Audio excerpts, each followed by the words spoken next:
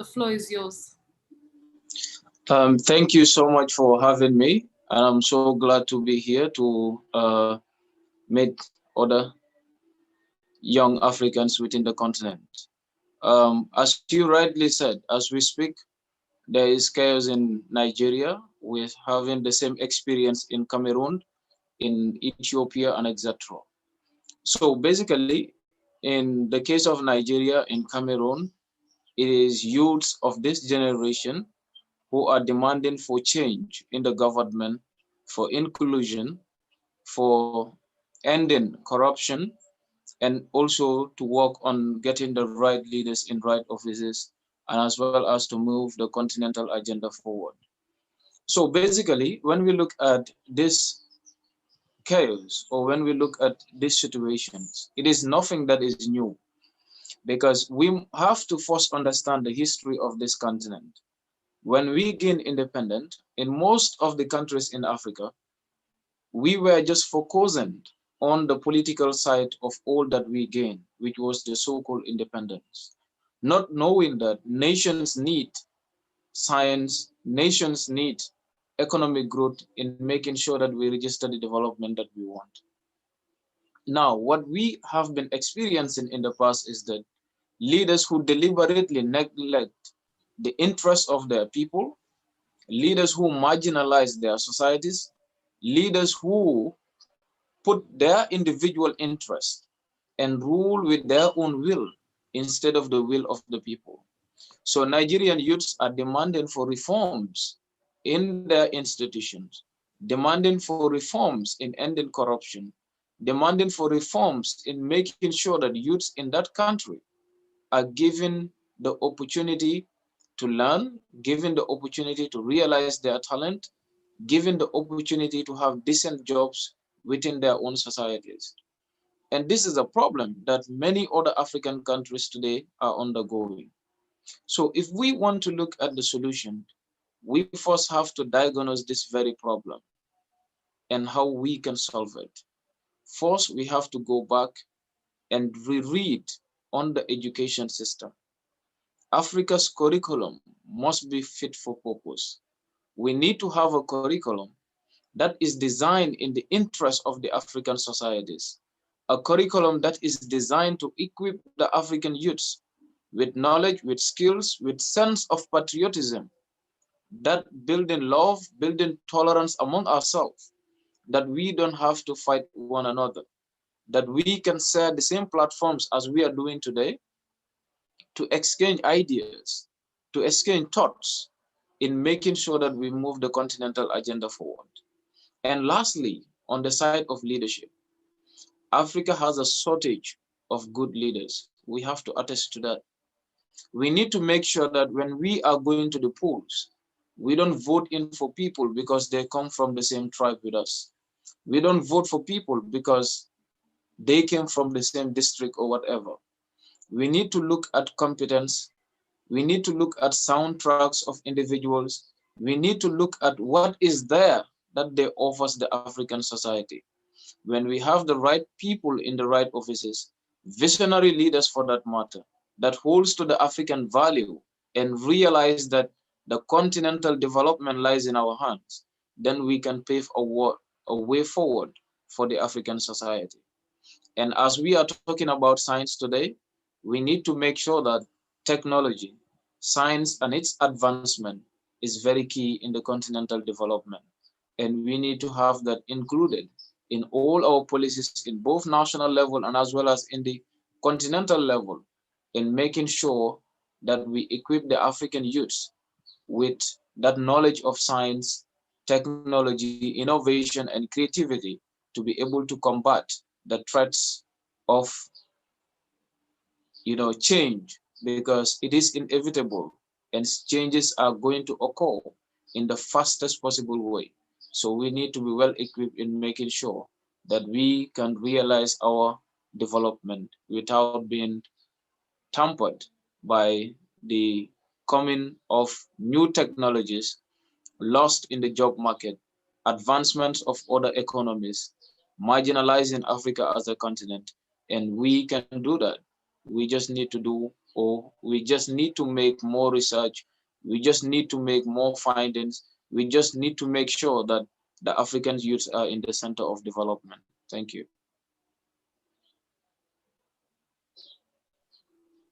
Thank you. Thank you very much, Ture, for that. And I believe that everybody who is here is satisfied by the answer that you've given. And I love the fact that you say that it all comes together with the development mindset that we all need to have in order to pave a way to sustainable and also durable development. So thank you very much, and we appreciate.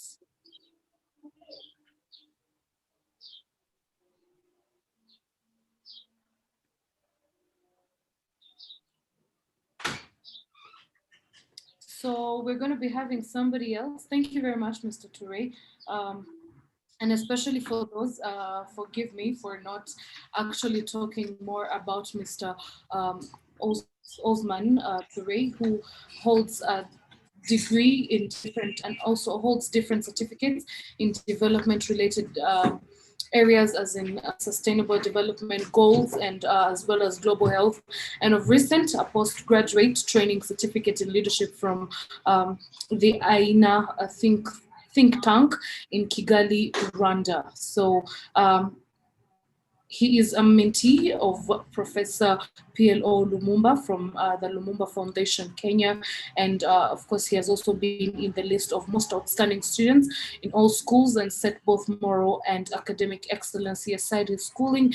He has also participated in social works in his own community and served as a voluntary teacher in different schools. Currently, he is serving as the program officer of for Wings of Hope, the Gambia, which is a voluntary organization. So, for those who didn't know who he was, now we surely know who he is. And we thank you very much, Osman Toure, for that beautiful take on the question that we're giving you. So if there is anybody who has questions for Mr. Toure Osman, you can just kindly write it and text it as we and the team will check and let us know, and then we'll definitely send in the questions to him. Thank you. Anyone who is out there and wants to send in a question?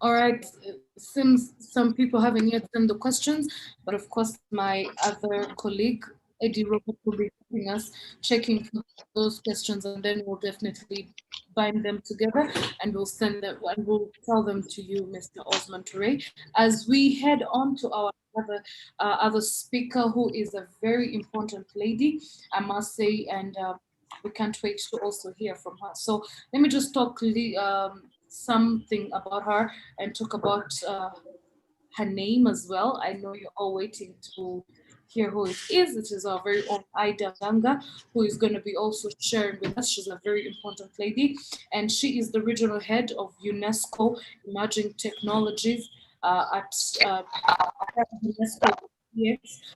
Stroke. She's also a CEO of RCD Africa and Women in STEM, and also has the Africa Leadership Top Award. She's an amazing woman, and I can't wait to hear Wow. from her and learn from her. Uh-huh. I believe that Wow. she is going to be sharing with us as well.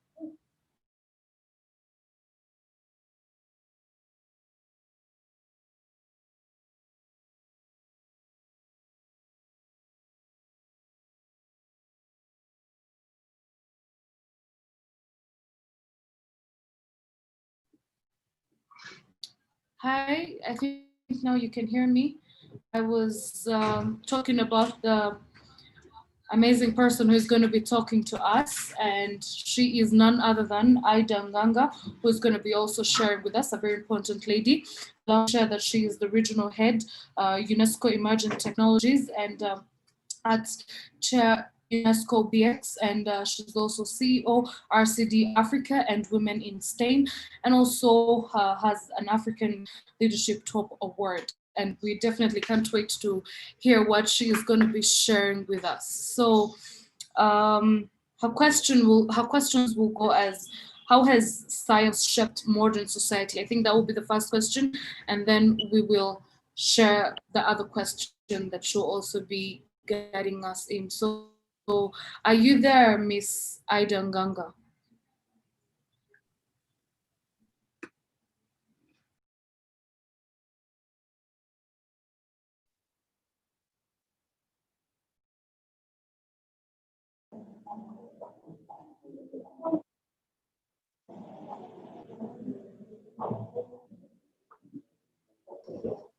Hello, can you hear me?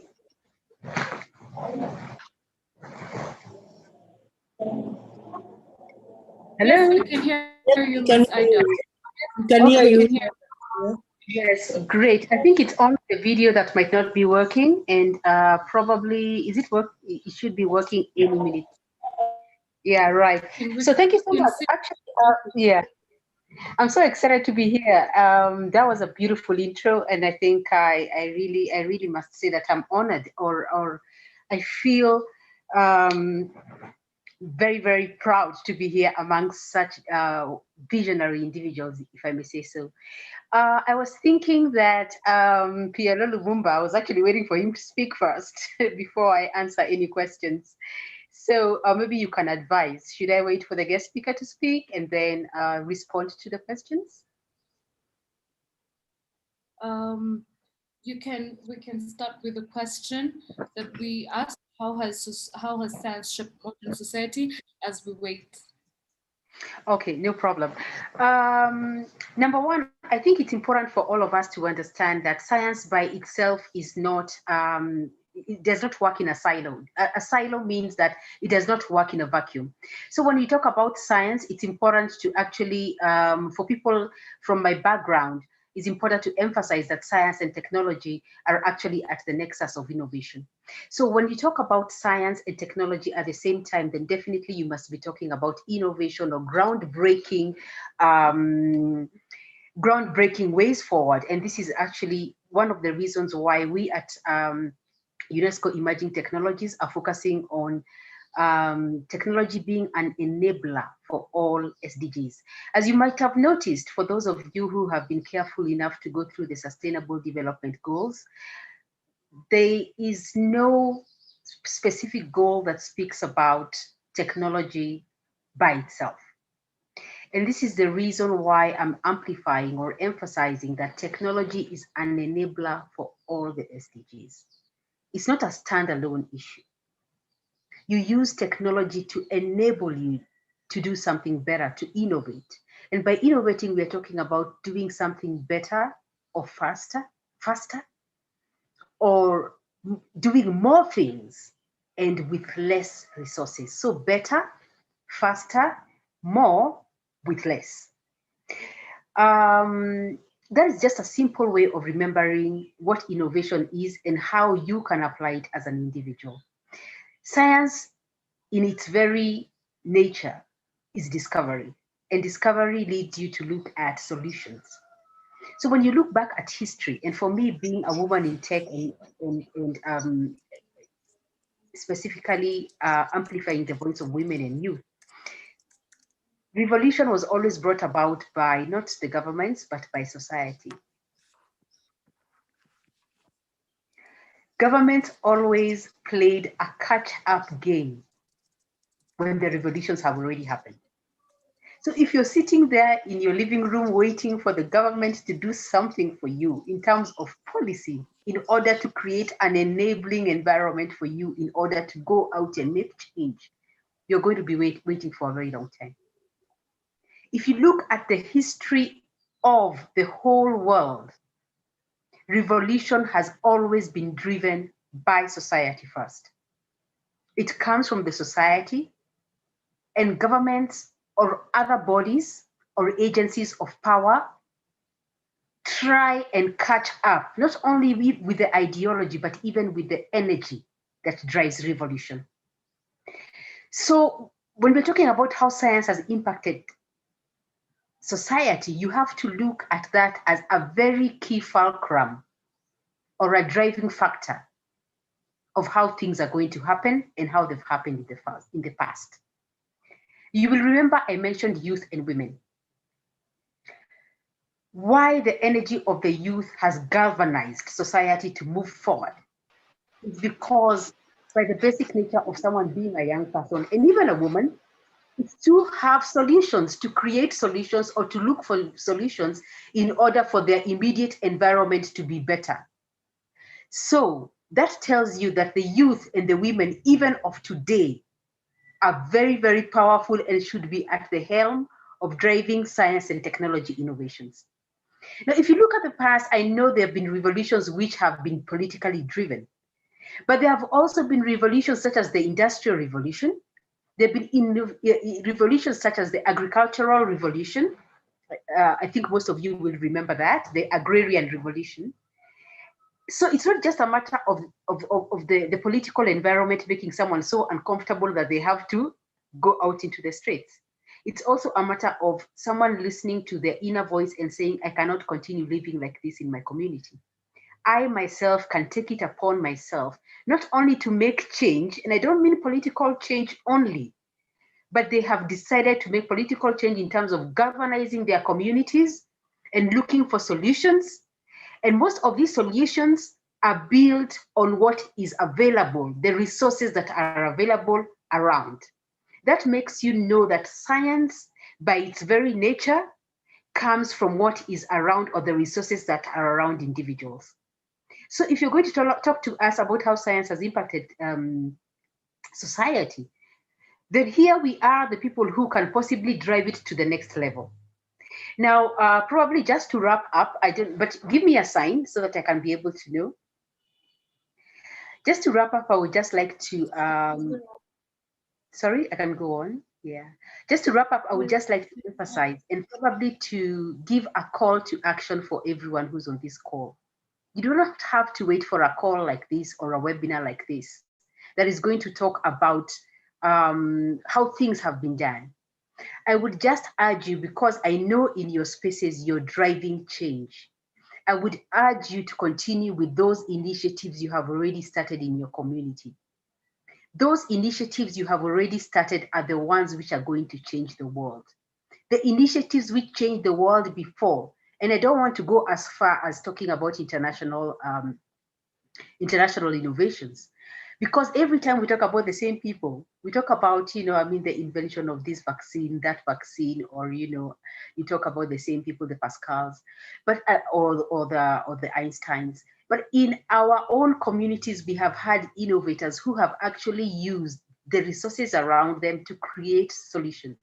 We have had people who have looked at the herbs and the plants around them and used them to create medicine that is even more powerful than what you think has been tested by Pfizer. So when you're talking about looking out for what kind of solutions can I come up with as an individual, I would like to remind you that the solutions are already there in your community. Remember that also big pharma is politicized, and by that I mean pharmaceutical companies are politicized as well. So instead of waiting for pharmaceutical companies to come up with a vaccine that can actually work in your community, maybe you could look at the research that has already been done by your people. Maybe you could just go back to your grandmothers and other people who are respected in your community, who understand about these natural remedies. And you might be the person, if you're at university, you might be the person to take it to the next level. Now, this is what we're talking about by never waiting for someone to pave the way for you if they're not willing to do it. You have to decide to take the iron in your own hands. Also, maybe before I finish, all those people who are on this call are leaders. You do not have to be in the science and technology field to be a leader that can impact science and technology. You can be the leader who can galvanize or mobilize your people to start saying no to waiting for solutions that never come. That by itself is a powerful role. So if you pull your people together and you ask, what can we do? Where are these solutions? We might not be the scientists. We might not be the technologists or the tech people or the people who understand how things work in these particular spheres.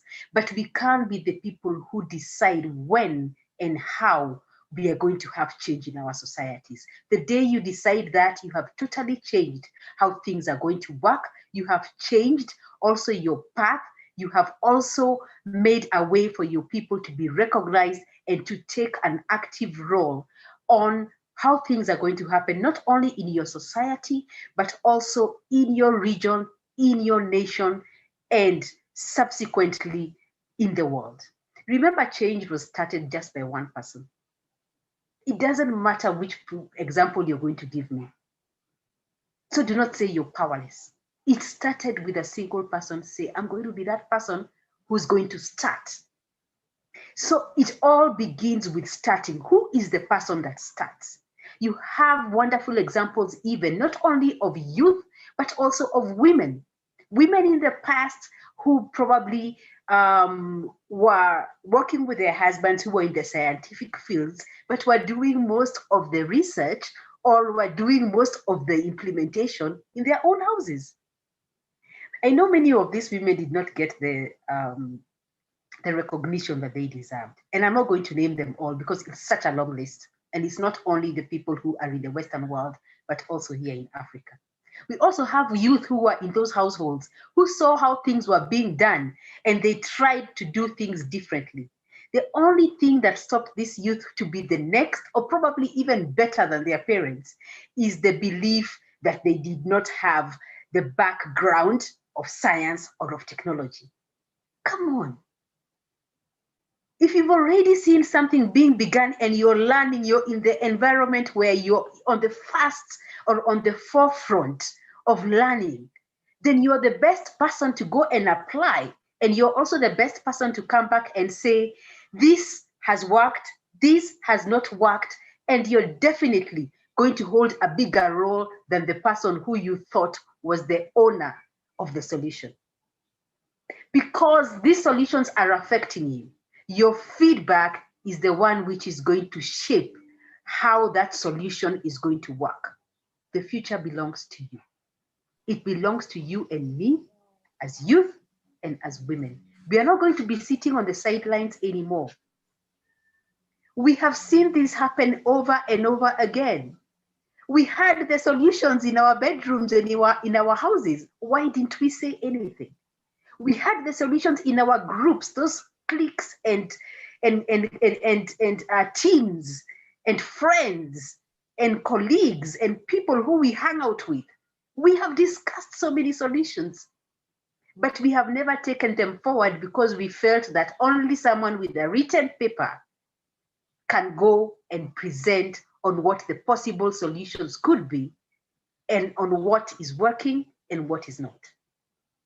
No. I'm here to tell you today that the solution that you have is as important as the people who began these revolutions in science and technology. So your time is now, and I'm excited to be with you. Thank you.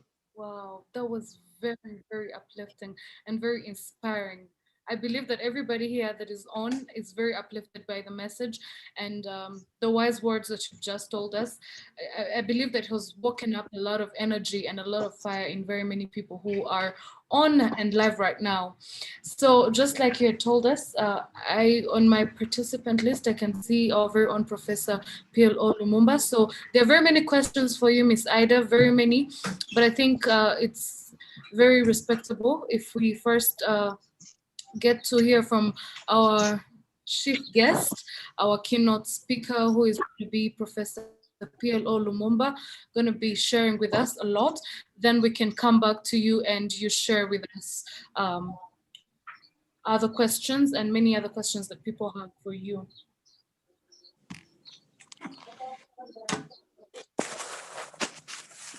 Hello, good okay? afternoon. Yeah, good afternoon. Can you see me properly? Can I be seen and heard? Yes, we can see. So, Thank you very much. I'm in a strange room here where the lighting is not very good, but we hope we'll survive. I'm dark anyway. So even if you see a silhouette of me, that is me. Can I be seen?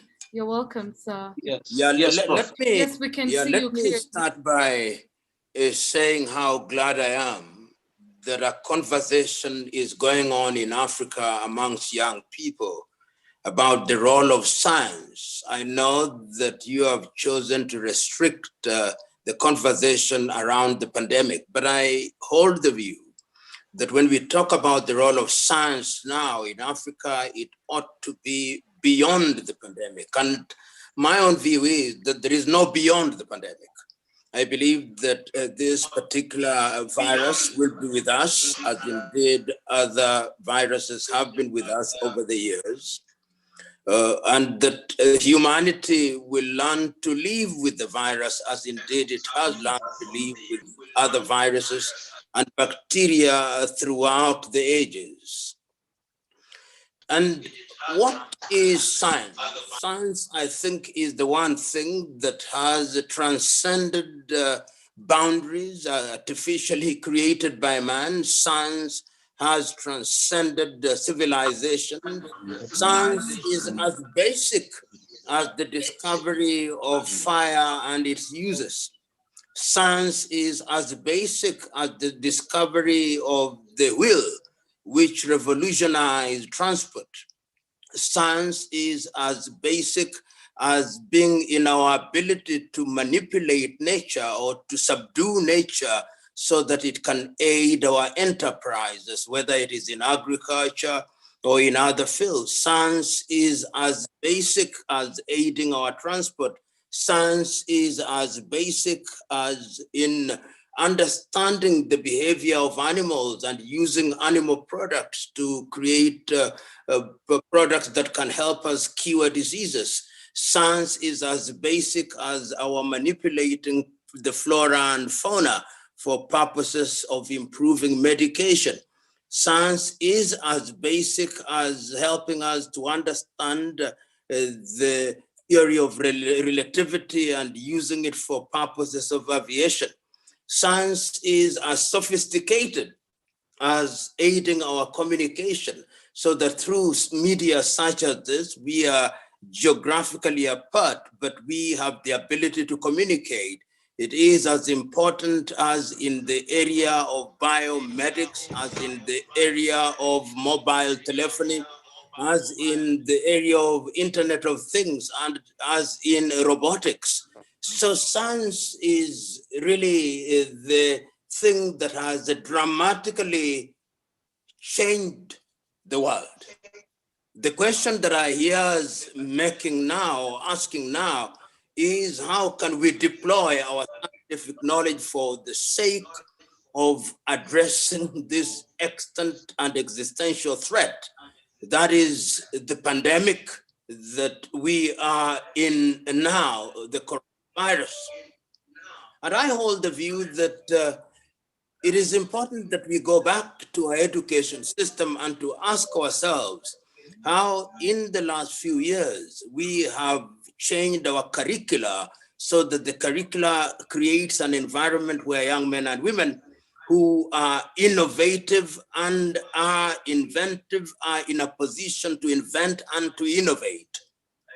And that is what gives pride of place to what I call investment in research and development.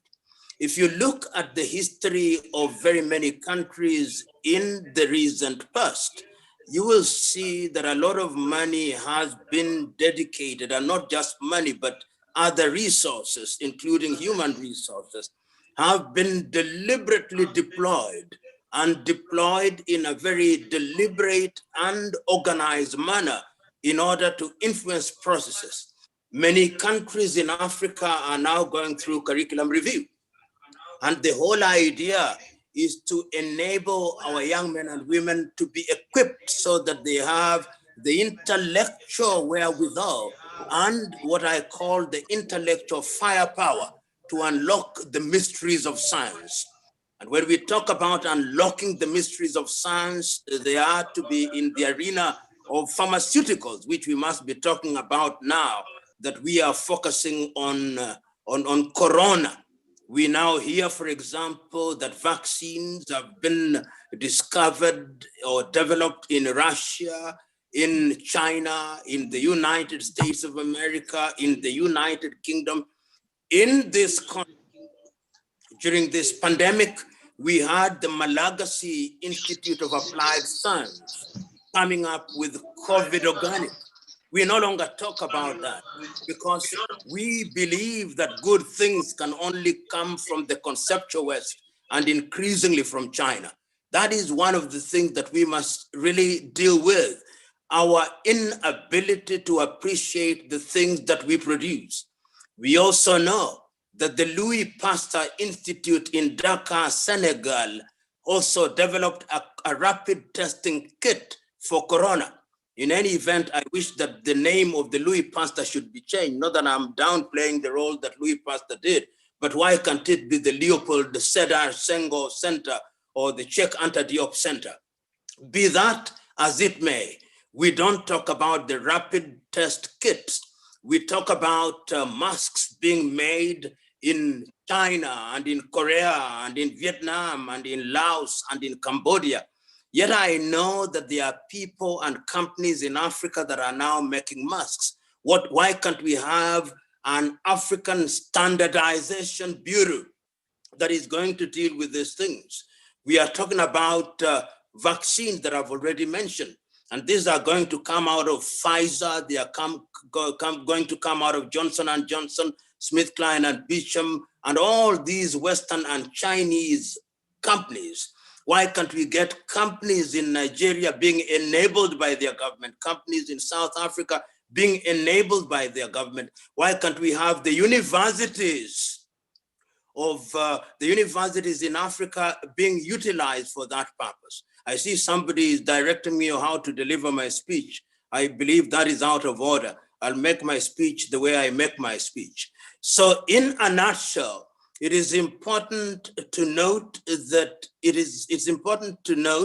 that what is important is to understand the essence of science and how it can change the quality of the lives of our people. And it's not only in the pharmaceuticals, because pharmaceuticals ought not to be dealt with in a manner that is isolated. The isolation is not necessary, because when we get out of the pharmaceuticals, we go into agriculture. We've got to ask ourselves how we deal with agriculture and how science can be deployed in that regard.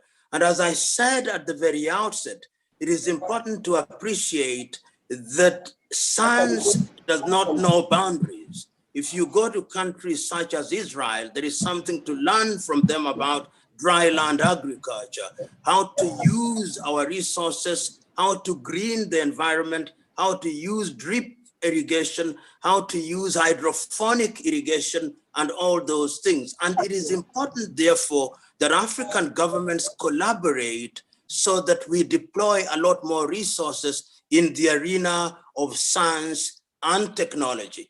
And I think that the emphasis that we now see in quite a number of African countries, which is STEM, science, technology, engineering, and mathematics, is a useful thing. But it's also important that African countries engage in very early talent identification. History has demonstrated that there are people who do not quite fit in your regular education system, but they are talented, they are gifted in certain areas. We should have deliberate methods of identifying such young men and women, so that even if they don't follow the ordinary education track, then they can be identified and used in the manner that we see progressively happening in Asia. The Chinese are doing this, the South Koreans are doing this, the Taiwanese are doing this, the Europeans are doing this, the Americans, and I know progressively even the Brazilians are doing this. And I think that this is yet another area that is very critical. In the area of robotics, and it's important and instructive to note that during this pandemic, the Rwandese have, in collaboration, I think, with organizations in Belgium, used robots to deliver medicine to different parts of Rwanda. How can we, knowing as we do that we do not have the requisite technology, collaborate with companies outside of Africa to ensure that we have technological transfer? And I think that this is going to be very important in terms of collaboration going forward. So what is most important and what I see lacking in many African countries is collaboration.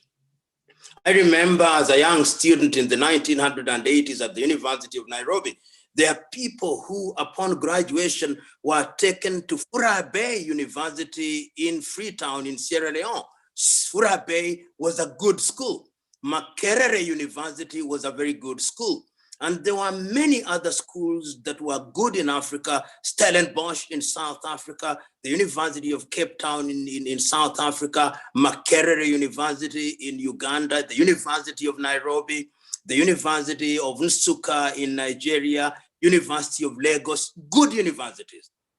So in a nutshell, to allow you to then go into very deliberate debate and discussion on this, I think it is important to ensure that we place premium on science, not to the exclusion of the humanities, but in order to appreciate that when science is deployed and deployed in an effective manner, then it changes all sectors of the society for the general good of the people. And I've already mentioned, but I repeat it deliberately by way of summary and by way of effect, that science properly deployed improves our education system. Science deliberately deployed changes the quality of our lives, deals with basic things such as infant mortality, maternal mortality, and life expectancy. Deployed properly improves the quality of our health and reduces the burden on our economies.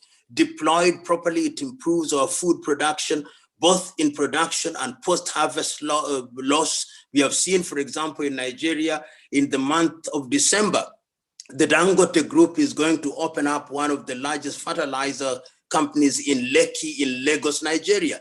These are very critical. In the aviation sector, you know how it improves transportation, and therefore when you improve transportation, it has implications on how you distribute goods and services.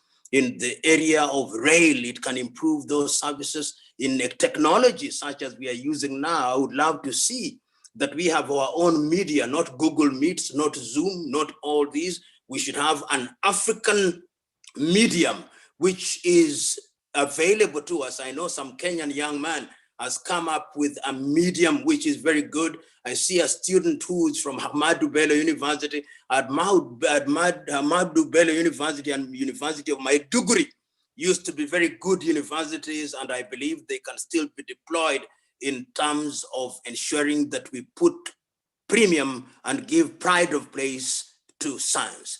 In a nutshell, ladies and gentlemen, all said and done, it is your generation that is going to change Africa. Your generation is going to change Africa by giving practical meaning to what we are saying. We may not be the scientists, but we energize you. Throughout history, men and women of talent have needed people to energize them by encouraging them to unleash their potential. So go out there and do what you must. Don't be in the business of complaining.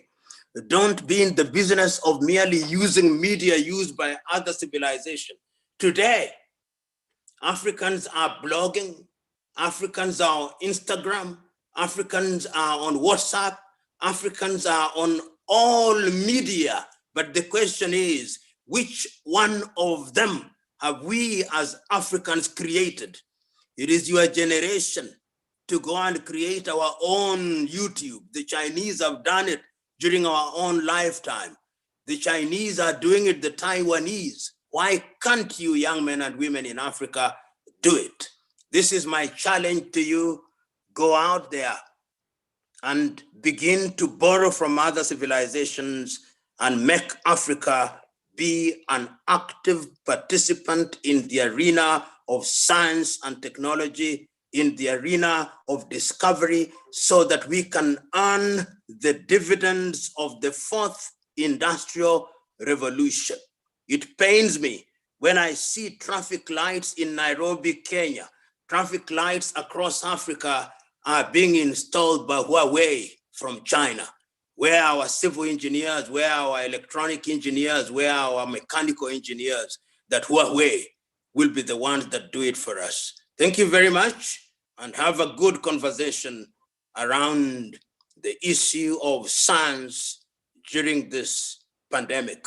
But I've dared say that we must think beyond the pandemic and look to the next generation. God bless you.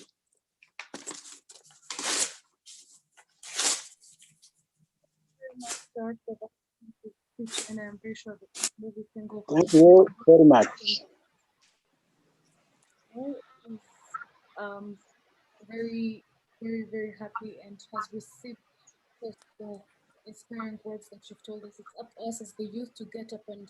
I would like to say thank you very much, Professor Pielo. Here is Fernando from Providence, Rhode Island. Very excited. Thank you very much. Thank you very much, sir. And you can see how people in the diaspora from Providence, Rhode Island, these are men and women who are out there but are thinking about the mother continent. We don't take it for granted. Thank you very much, sir. And of course, to everybody else who is watching, I hope you have gotten the message that it's up to us, the youth, the young people, to get up and step up and do what is necessary to keep the African continent up and shining bright. So as we also keep sending in questions that we probably still have, would like to also recognize Mr. Hyaka Michael Nyakwaya, who is the Pan-African Movement Commissioner Rwanda chapter, and we welcome you and thank you for being here with us. So, Mr. Professor, Mr. PLO Lumumba, thank you very much. We really appreciate your time and the zeal at all that you've told us. So we appreciate. Thank you. Thank you very much. I wish you the very best and I congratulate you for what you are doing on a daily basis. Thank you, Trish, for inviting us. It's a pleasure to be with you, and I'm honored to hear really something special about Pan-African. It's a great pleasure to be with you. Thank you so much. Thank you very much, Mr. Hyaka Michael. We are so grateful that your presence is here as well, as we are sharing, of course, the main things that we, the youth, need to hear in our time. And as I was still saying, thank you, Mr. Professor P.L.O. Lumumba. I believe that there are very many people that were out here that always love to listen from you and learn from you. And I must say, it's such an honor to be moderating this with you, being the keynote speaker and the chief guest. It's amazing. We appreciate your presence and your time. It means a lot to all of us.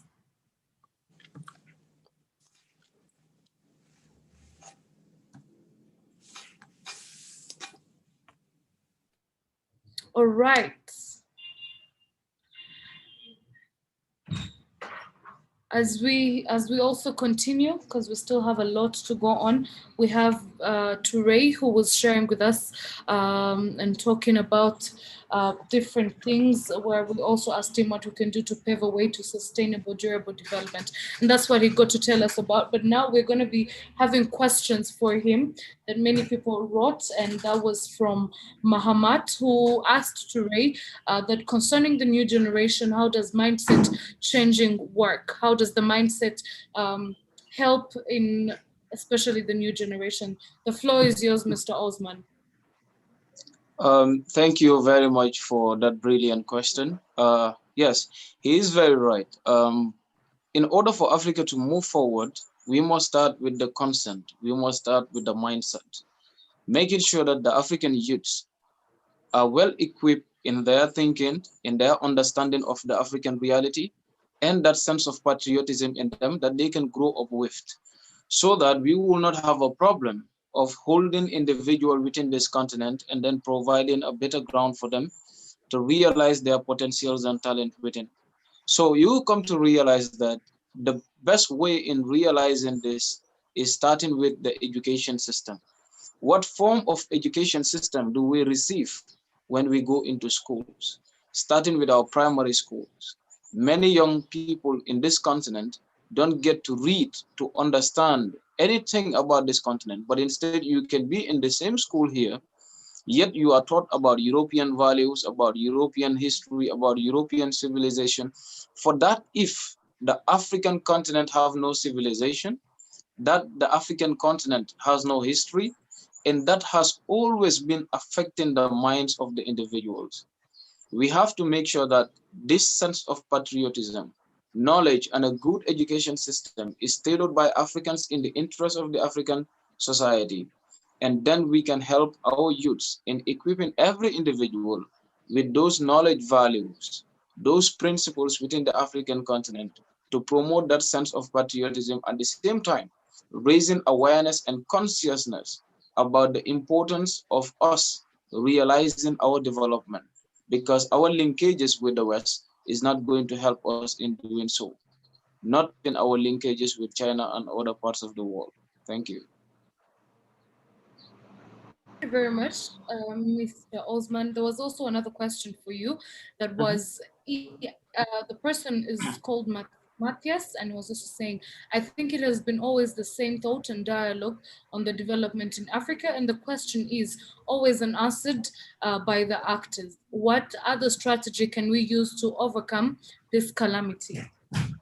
Yes, thank you so much for that question equally. I just want to say these three things. In Africa, we need to look at three things: education, leadership, and our economy. These are very key for the transformation of every society. Now, if we have always been in the center of debating as to what is good for this continent, but what have we done in putting the right people who are to drive these agendas forward? We can say that we are today arguing here as young people. When we leave here, what actions are we going to take? When we leave this platform, can we have the power to decide who influence the policies in the African continent? So that is why we have three things that Africa is not controlling in this continent. And that has always been the reason why this continent has been marginalized for so long. So if we want to develop a strategy, we must own our education system. We must be taught, we must learn about Africa and learning about the globe in relation to moving Africa's agenda forward. And at the same time, we need to focus on leadership. We need to elect individuals who share the same vision with us, and at the same time, we can move the continental vision forward. But today we have so much misunderstanding among the African societies. We are doing very little in terms of policy comparisons and etc., looking at what is working in different African societies and what other countries can learn from it. And we have leaders who are imposed on us by powers outside of the continent. And these are facts that every one of us can see. We have leaders who infringe into power and don't want to leave, even though they're not ruling in the interest of the African society. And again, you look at the African economy, look at the stock market, look at what Africa feeds the world and what Africa is benefiting from the world. The economy of the African society today, or of the African continent today, is not solely in the hands of Africans. It is controlled by individuals. Prof just made mention of it. If you look at the prices of mineral resources present in Africa are determined by European countries, the European Union in Belgium, the America's government, Chinese, and etc. Today, in my own country, the Gambia, groundnut is one of our main products that we export outside of this country. But then ask my government who determines the price. They don't. We wait for the European Union to tell us. We wait for the Chinese to tell us. So these are some of the things that are not working for the continent. So if we are to develop a strategy, these three things must be prioritized. The education system in relation to the curriculum, the leadership in relation to who do we elect and to what extent we put people in office, and how do we make sure that the economy of the African society is controlled by Africans in protection of this generation and projecting the future generations. Thank you.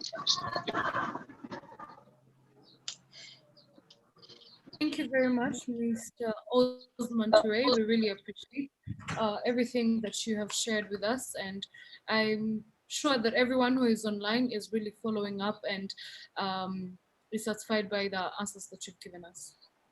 Allow me, thank you very much for being part of us, Mr. Osman Toure. I believe that everything that you've said has really, really, really spoken to all the people that are online right now. Thank you. Thank you so much.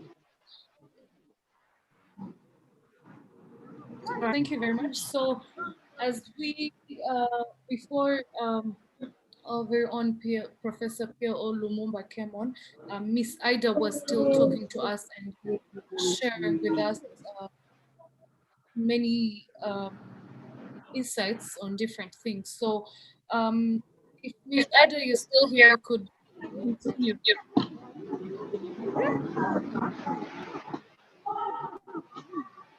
Somebody, Musafiri, could you please mute and okay, thank you very much.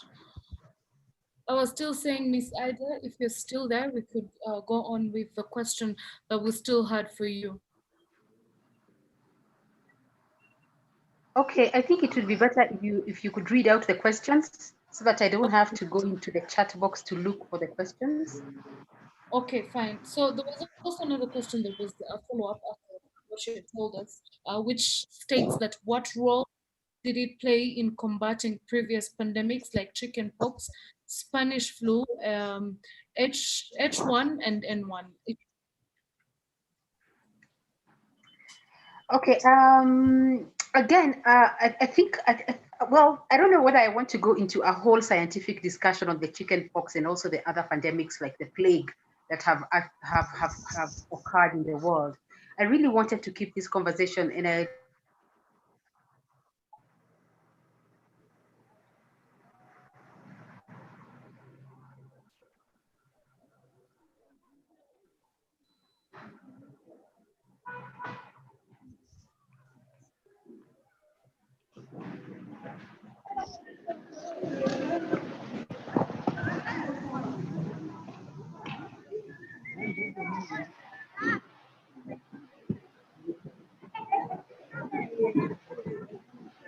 I think we lost that.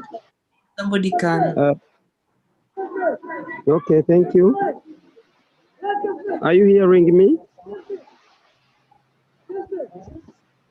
Hello? Are you please hearing me? We can hear you. You can hear me.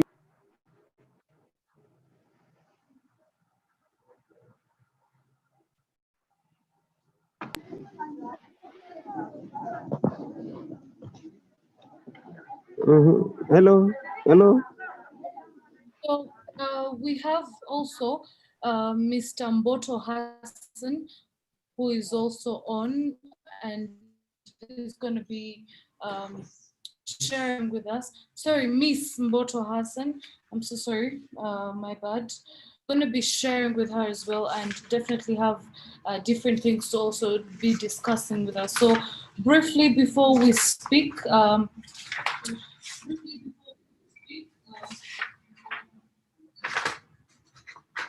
we welcome you if you're on, Miss Mboto Hassan, and then we can get to the question part that we are going to be talking about with you today. Hello, hi. Good evening, everyone. Yes, good evening. It is Hassan. So we're going to be morning here in the US. Oh, sorry about that. The difference time factor is always an issue. I don't know how to do the greetings, so. It's okay. Hello. We're going to be discussing different things, but for everybody else here, and we want to know more about our very own Miss Mboto Hassan. She is actually an advocate for youth and community with Mombasa Youth Assembly and currently serving under the capacity of Cabinet Secretary and Communication Technology. She is also working, works with numerous youth community stakeholders in Mombasa County to spearhead social change on various matters affecting the youth and community at large, having previously worked as the Assistant Secretary General Empowerment Network, which was empowering and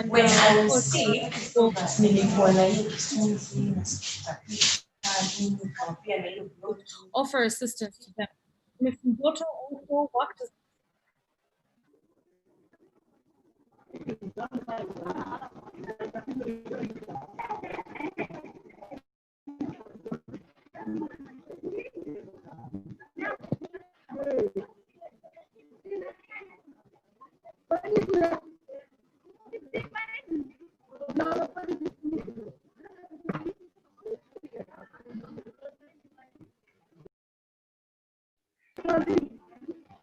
I think, Tracy, you are on mute. Tracy, you are on mute. We can't hear you. Oh, okay. I'm so sorry about that. I'm so sorry about that. So as I was still discussing, I was talking about the brief bio of Ms. Mboto Hassan, who is an advocate for youth and community change with Mombasa Youth Assembly, currently serving under the capacity of Cabinet Secretary for Information and Communication Technology. So the questions that we have for you, Ms. Mboto Hassan, there has been a widespread talk of COVID-19 vaccine. First was Madagascar vaccine from Antigua and was dismissed by World Health Organization. And second, there was Russia that claimed to have discovered a vaccine, but the talk totally died away. And then the Trump administration, which recommended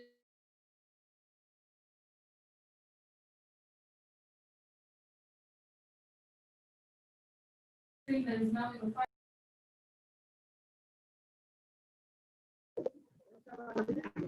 Tracy, you are on mute again.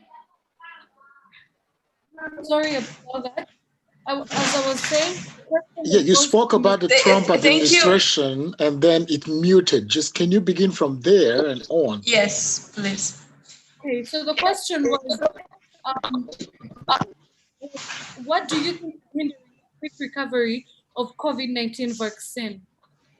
Okay, thank you so much for that introduction and about the technical issues. Sorry, everyone, about that. I personally don't want to go into all the details of the scientific thing, but this is something that I have gathered. This is opinions that I've gathered from other youths in Africa, other youths in Mombasa, whereby what is the actually main issues in relation to this vaccine. First of all, we need to understand there are over 42 vaccine candidates, which are all over the world. And Africa has very limited access to it, and very limited number of people who are, limited countries who are actually undergoing this test. And the global race to develop the first COVID-19 vaccine is enormous. There's enormous records, and everyone is rushing to come here first because they have the national privilege, the scientific glory, there's the global political mileage that people are going to get, and a domestic economic recovery head start worth trillions of dollars. And of course, with such incentives that are really available, it's not surprising that in some cases, some of the usual protocols and procedures are not being considered. And even to understand there's this it's called vaccine nationalism, which is where a country stands a lot to gain from being fast, and a lot of efforts being too slow is also very, it's very dramatic. If the dominance of the vaccine nationalism persists into the next phase, as promising vaccines are becoming available for the mass use, the odds are high, and that the wealthy and powerful will secure access, where the less wealthy and obviously unfortunate countries like Kenya and the rest will have to wait for uncertainties such as chaotic and inequitable outcome will always will prolong the suffering and insecurity that there is. So the economic recovery and structure of the global differentiation between these countries that are undergoing this vaccine is based on world dominance. And whoever has the vaccine to be accepted or to come out fast will have control over the whole financial implication that the global economy have. So to say this, the effectiveness of science is based on time. And so depending on how much time is put on our research and has a direct implications on the relevant results. So during this pandemic, it's like the people are looking for solutions, and they're dependent that if everyone is working fast and effective, then you can do research on anything, you will see that it's working. But then again, after some time, then again, the same vaccine that thought you'll be working in a couple of days, it's not working because the environment factors are putting in place change. And when environmental factors change, tomorrow we'll get a different results. And then we say the potential that the vaccine had is no longer coming through. So we found that these conditions have applied and are working together to.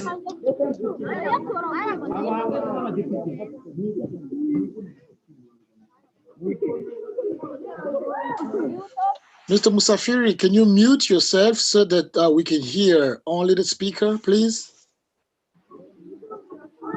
Thank you very much, Hello, hello. I said, Mr. Musafiri, mute yourself because the background.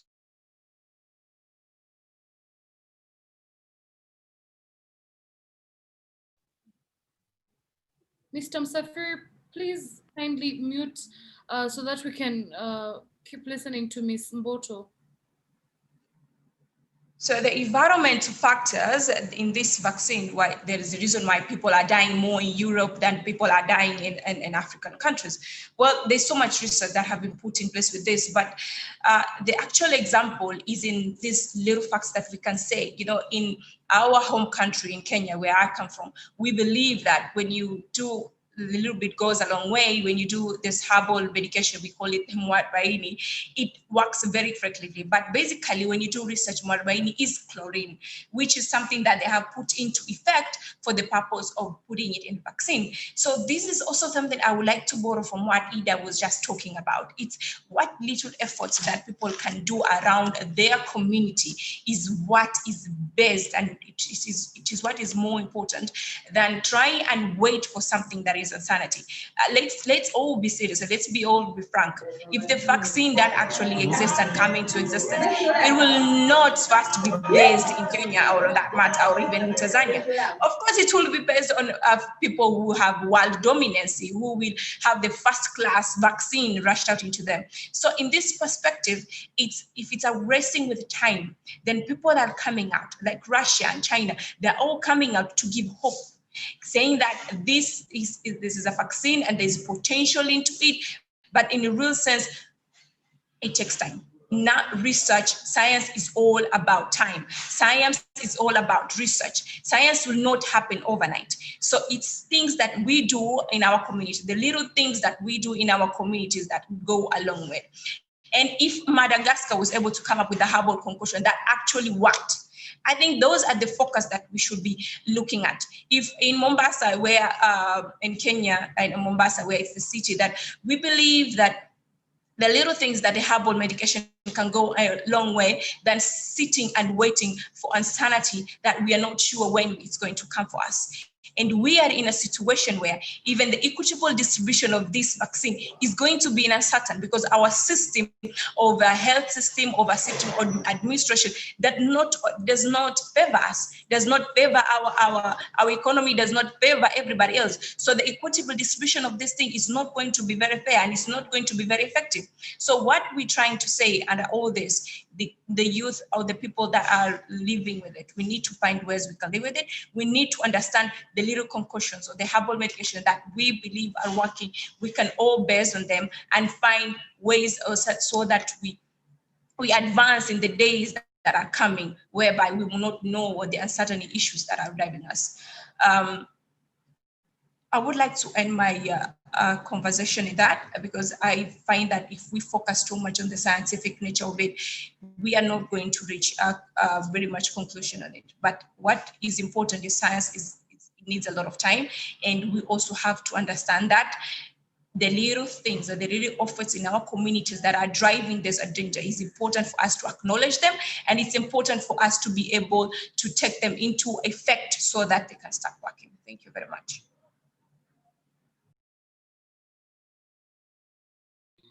Thank you very much, Ms. Mboto.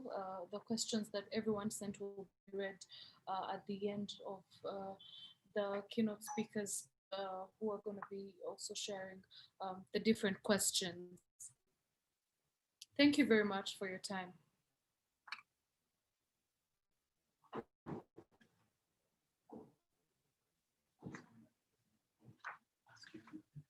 So our next speaker is going to be Mr. Emmanuel Atsu. Are you here?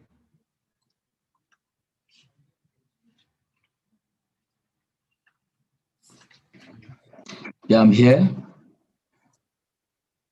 Oh, wow. Okay. We're pleased to have you here, and we're you. going to be sharing, of course, on a very great note, we're going to be sharing the questions that were set, of course, as we are going to be sharing. But before we get there on the questions, for the people that do not know Mr. Emmanuel Atsu, he's actually a highly experienced strategy advisor with a science and technology background, and he's also an entrepreneur and pastor. So he's a highly experienced business analyst who has successfully led the planning, improvement, and innovation initiative in a wide variety of teams. So you're welcome, Mr. Emmanuel. Thank you very much. Thank you very The much. question that will be guiding us is according to the Nature Index. Yes, so according to the Nature Index, one of the world's most prestigious journals among the top 10 countries worldwide in scientific cooperation, there is no African country present. Which signal does it send, and where do we go wrong as a continent? The floor is yours. All right, so thank you so much. Thank you so much for that. I would like to thank the host and thank Prof. Lumumba for such an awesome presentation. That's great, and thank all the speakers as well. We really have a challenge. That's what I would say. We really have a challenge as a people, and it needs to be addressed. And the reason why Africa is not part of it is because of many factors, and I'll share a number of that with you today. One of them is we have a challenge in strategies and policies when it comes to the African government. It has to do with the strategies and the policies. We have a challenge there. We also have a lack of research funds. A lot of the research centers do not even have funds to expand and to even carry out research. I remember whilst at school, there are some of the researches that you struggle, you find it difficult to even get funded for. So these are some of the challenges we go through. And I believe strongly that if we can come together as a people, we would be able to solve this particular challenge. Now, there's this that happened in, you remember the Ebola outbreak in 2014, 2015, thereabout. Now, it's believed, it's estimated that they lost about $2.2 billion, and it hits the economies of Guinea, Liberia, Sierra Leone, and so forth. But the interesting part of it is that this outbreak wasn't new to Africa, actually, because there had been previously similar ones in Uganda, Democratic Republic of Congo, and so forth. But the absence of intra-Africa collaboration that should have bring us together, that should have actually contributed to the kind of lessons we ought to learn, we lack that. We lack that. So there's no intra-Africa collaboration, and that also caused this challenge that we have in Africa. Another thing too I discovered is the language barriers, right? It's quite difficult for somebody in an Anglophone country to actually collaborate with somebody in the Francophone country. It's also a challenge in Africa. So these are some of the challenges that makes it difficult for such collaborations in Africa, but especially the funding is the most important thing. But with the funding, I don't want us to always look up to the government per se, but the whole point is that it's a priority thing. It's an issue of priority. If the African government really prioritize research and development, they'll find money for it. They would find money for it. But it's an issue of priority. We don't prioritize it. And any country that has a strong research and development institute or strong research and development background really goes ahead of time. So the reason why a lot of things do actually attack Africa, and we are at the mercy of a lot of attacks, is because we don't invest into research. We don't fund that. So that's one major challenge. I think that once we're able to look at, it's going to really help Africa. So that's the main thing. Another thing too I found actually is we have a problem with our talent, the great minds in Africa. So when you look at the research, actually, you look at the research, scientific research, and the corporations, there are about 3 levels, right? I'd like to share the 3 levels so you understand how it's made up. Now, these 3 levels is actually made up of the scope. Now, when we're talking about the scope, we're talking about individuals, we're talking about institutions, and we're talking about government, nationals, right? Now, the individual part is where we have a little challenge. We have few PhD professors who can help to empower the youth and empower people to go into research. We have few of them. The reason being that most of the great minds we have in Africa, they have actually been sent to the West. So that's a challenge we have in Africa. So even the great minds, we do not have them. They left because of the situation and because of the unfavorable conditions in Africa. So I believe strongly that if we're able to curb these challenges, we would be able to have a strong and formidable research institute in Africa. And another thing too is the mindset problem. I think Prof talked about it. It's a mindset problem. We don't believe in our own. Africa don't believe in our own.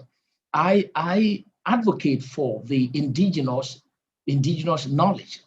We have to go in for that and incorporate that into the Western one, right? Now we've so much focused on the Western methodologies, and it's not really helping Africans. We have to understand our setting, understand our challenges, and be able to confront the challenges. So we need to look at that aspect as well. If we are able to do that, we will see tremendous change in our institution framework, right? So that's what I see as a challenge in Africa. I see that as a big challenge in Africa, and if we're able to work on that, we'll see growth, we'll see changes all over Africa. Now, there is hope for Africa. And that's why I said there's hope for Africa.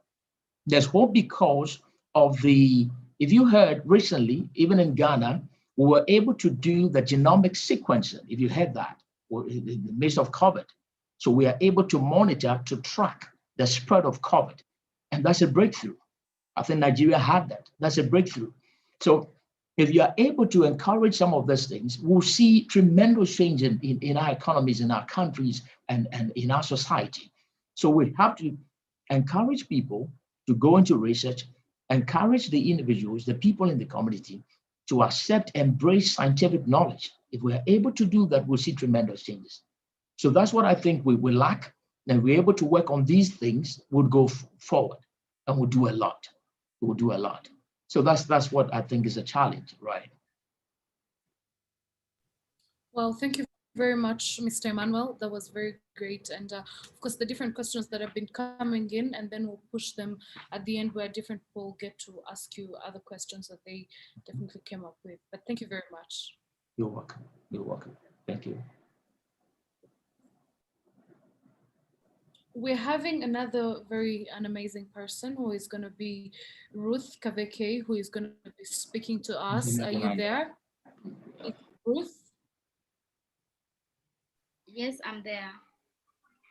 Okay, so Miss Ruth is going to be sharing with us, but before we get to the sharing part, she is a web developer, co-founder, and executive director at Pwani Techno and a non-profit organization in Mombasa, Kenya, working to bridge the gender gap in technology, and she's committed to leaving no girl behind in pursuing a career in technology. She also published a book entitled "She is a Techie" to encourage girls and women to embrace technology, a field where women are underrepresented.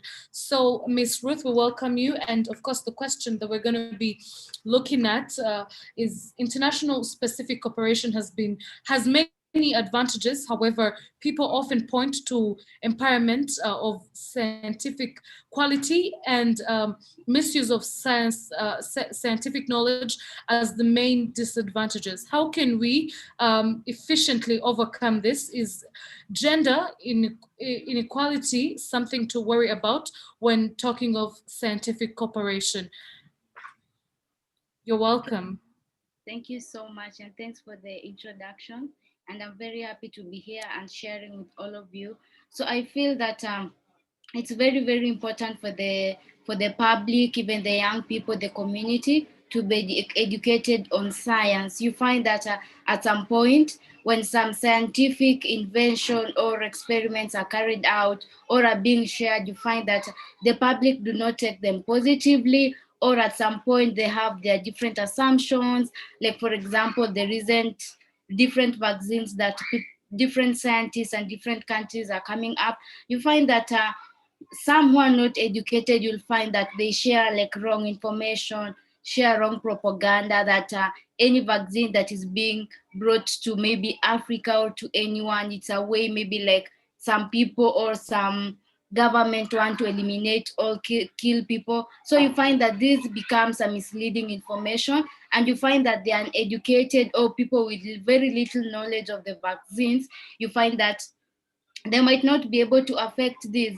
You even find that in some countries, I think it's in Germany, where you find that these scientists, to make sure that the public is able to understand how these vaccines is made and how they can react, some of them have resulted to doing live sessions on some of the social media platforms that even young people are able to watch. Like, for example, TikTok, they show the entire process and how maybe it can be absorbed on your body, what it can do, just trying to bring that information, which I feel it's very important. At some point, you might refuse something or neglect something, but this could be as a result of lack of knowledge, or at some point, there's a lot of information, but sometimes we become ignorant and not try and invest in ourselves to understand. Instead, we just always try to negate everything that is being shared. And yeah, I also feel that it is important that women are part of these scientific innovations.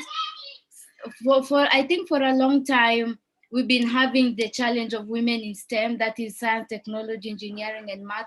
Very few women are pursuing these courses. At some point, it could not be their fault, because as a young girl or as a young woman, you cannot say that you want to be a neurosurgeon. You've never seen one before, or maybe you've read, as compared to maybe you've seen one coming from your community, or you've seen one coming to your school talking to you, one or maybe coming to interact with you while you're at home, you're at holidays. So I feel that it's a role of our community to ensure that we inspire more girls at a very young age to pursue sciences and technology, because this is an area that they'll be able to use their skills to be able to provide solutions to the community. Yes, there is a gender gap in women in STEM, and it's very important for us to ensure that we bring in more women, so that we have a diversity of even ideas, of innovations.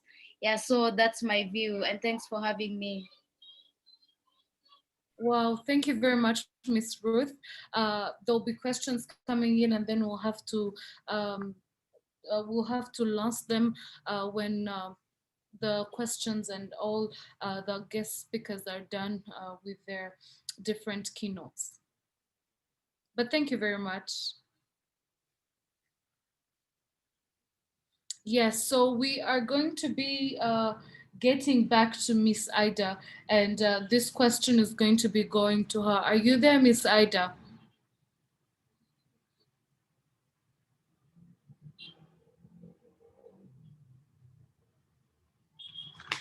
Yes, I am.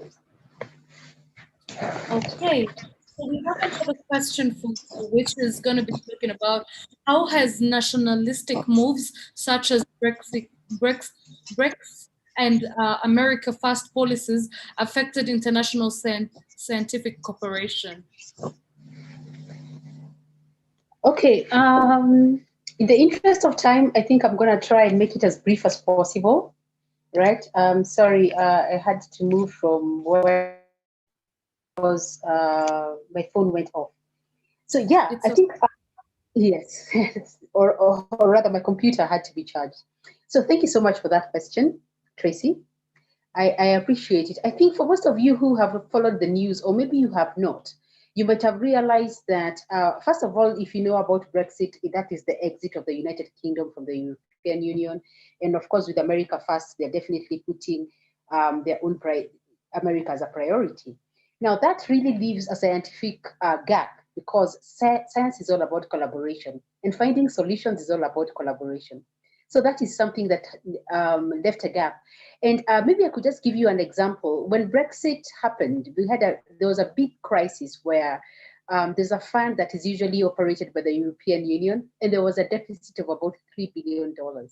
So I don't know whether it's dollars or pounds, but you can be sure that whether it's dollars or pounds, it's a lot of money.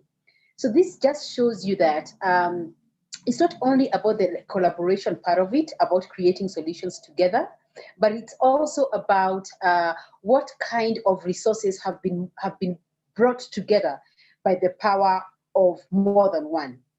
And with this, this has helped science over the years, because you find that pooling resources and making sure that you're able, I think there's a young woman, is it Botia, who talked earlier on, and I think she very passionately spoke about the way there's a huge gap because of maybe the lack of people feeling there's a lack of resources or something like that. But what I'm here to say is, when Brexit left, the reason they were part of the European Union is in order to pool resources to make them more powerful. And that should be a lesson to us. That means that they were left in a place where they have to fend for themselves. When you're left in a place where you have to fend for yourselves, it means that you no longer have the wider community's input and resources at your disposal. So yeah, that was a big deal.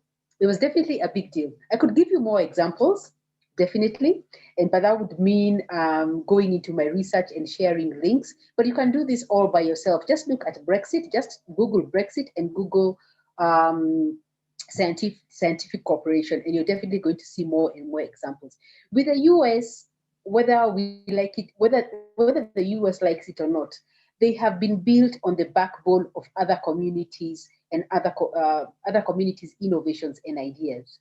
So when it comes to a place where the scientists in America are feeling ostracized, or they're feeling, left out of the greater or wider community, then definitely there's going to be a gap in how fast some of these solutions are going to be reached. So just all in all, I don't want to make it too complicated. This is because we want this conversation to be as candid as possible, anyone to speak in layman's language, because in science and technology in the past, we used to speak in jargon, meaning that we speak in terms that other people cannot understand. But for purposes of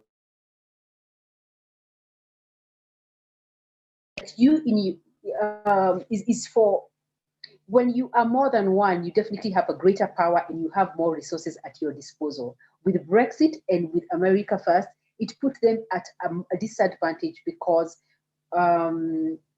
most of the great minds were not necessarily of British or American origin. I think we need to remember that, right?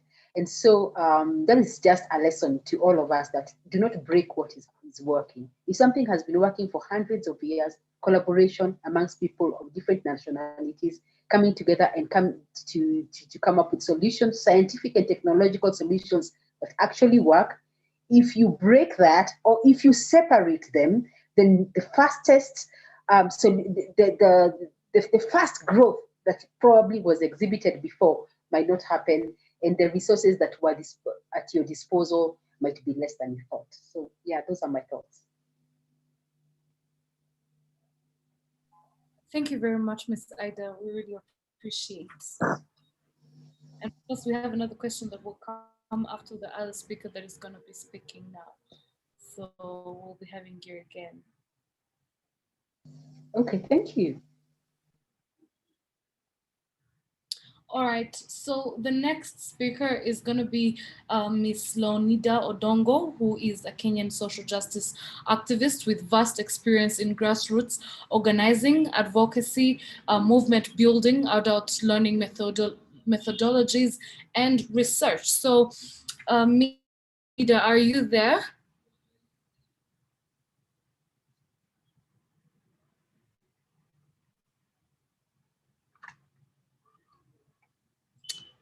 Ms. Leonida Odongo, are you there?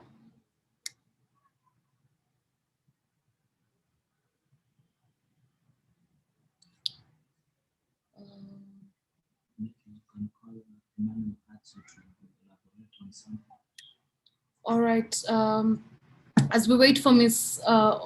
Odongo, we can go to a question that was asked to Mr. Emmanuel Atsu. Are you there?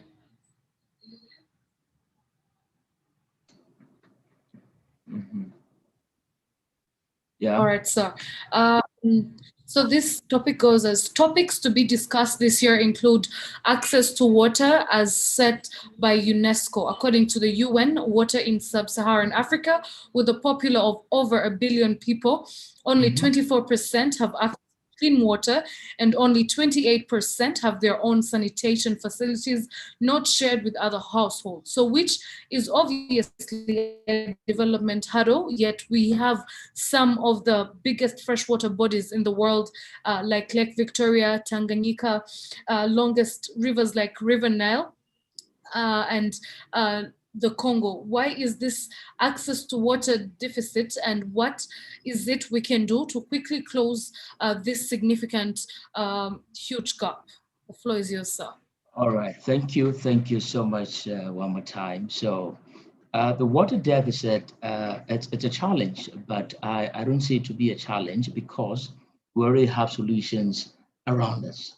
Now, if you look at water, power, energy, and all that, these are basic amenities and basic this kind of utilities actually must not even be sold. The reason is that God has already provided them. Now, what we need is the technical know-how to conserve them, to actually utilize it, and that's the challenge. Now, what I've seen across Africa is this. I have a background in chemistry, so we have done a number of water purifications in some rural areas, and what I adapted is this.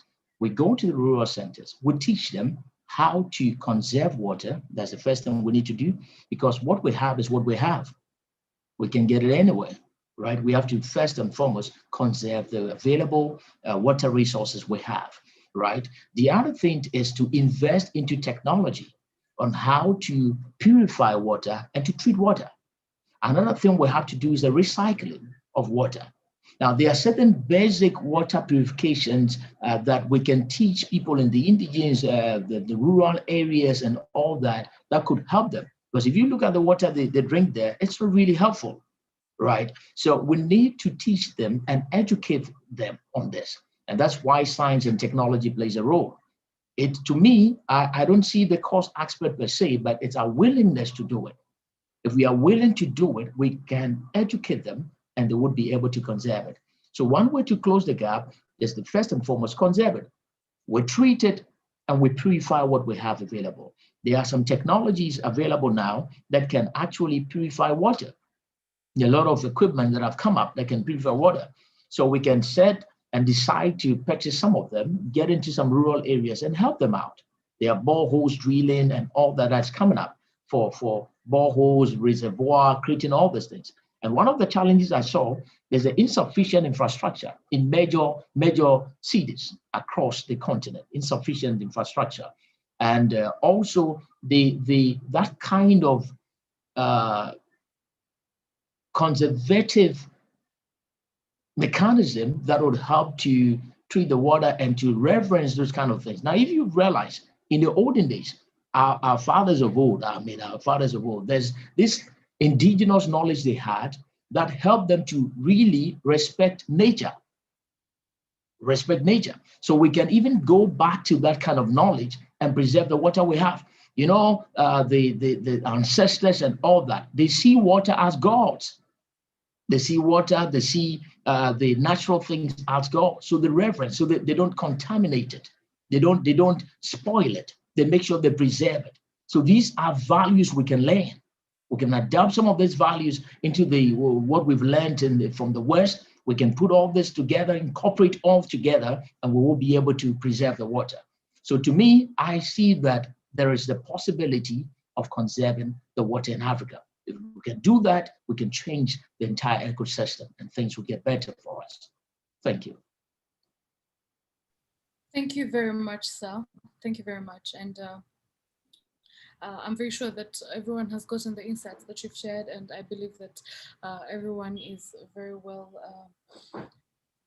satisfied with the answer that you've given.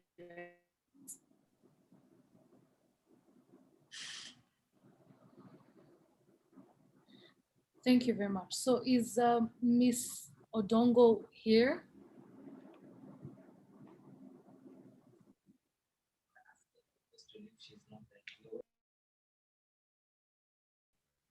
All right, as she is not yet here, there are different questions that we still got, and this one goes to Miss Ida. Are you there, Miss Ida?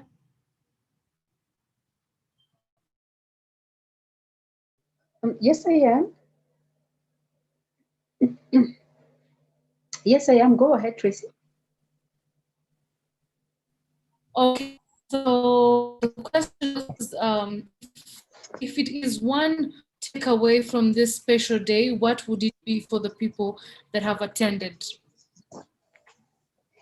Okay, if you're going to talk about a takeaway, I think I would just say everyone on this, all the speakers, I'm really excited because we seem to be all of us on the same page. From the professor to everyone else who came after, including me, we seem to have been talking about Africa collaboration being very key to taking science and technology forward. And I'm really excited to see that we are appreciating ourselves. I thought we would have to do a bit of work, but apparently we all seem to be already aware that we do have what it takes in order to take things to the next level. So I would just like to wrap, not to wrap up, but to just probably make a statement, just to summarize by saying that we are on the right path.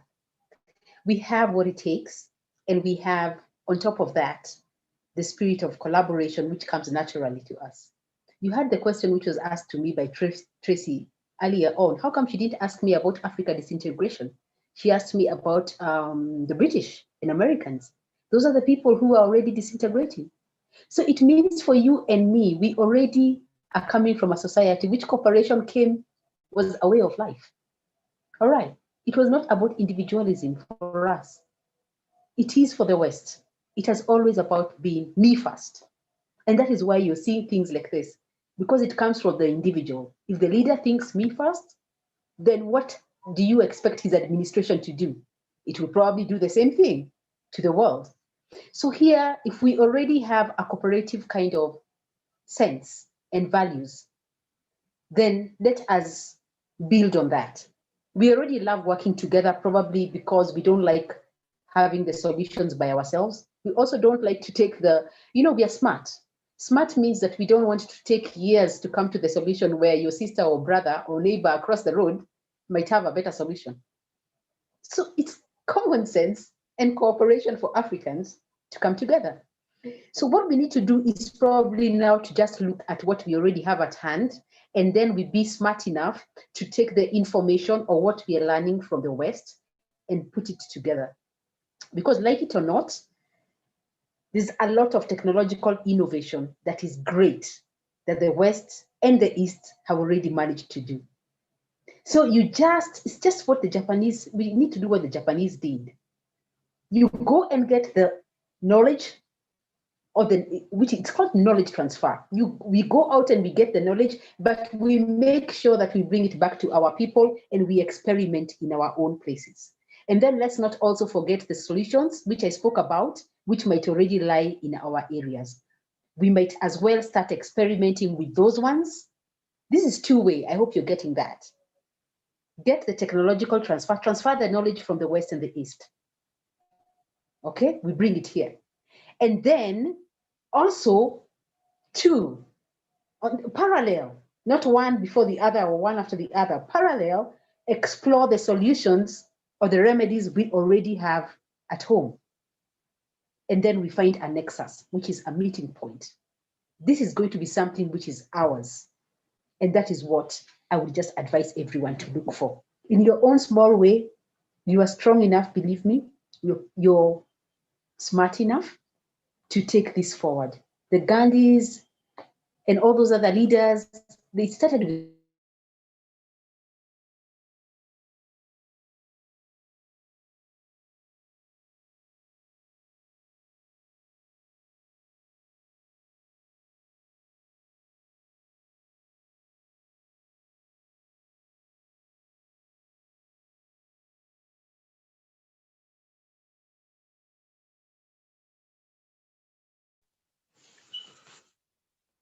She disconnected. Is everyone else on the line? Is everyone Okay. there? Okay, Oh, sorry. we're back. Good. Okay. So thank you very much, Miss Ida, for the beautiful insights that you've given us. And as I told you earlier, we have Mr. Shaka from Rwanda chapter. And are you there? So that he can say something and add something from what the different speakers have also said, and we can also learn one thing or the other from him as well.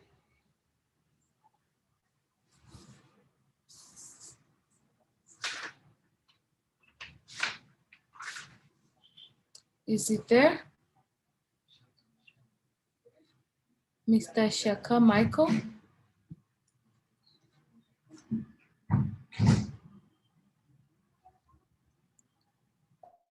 Not yet there. Okay. We can still go on with the, as he maybe comes. Oh, the host should unmute him, please. Kindly. He's unmuted. All right, he's unmuted. All right. Okay. So, Mr. Shaka, the floor is yours. Any ad-libs that you have to whatever that the speaker got to say, the different speakers.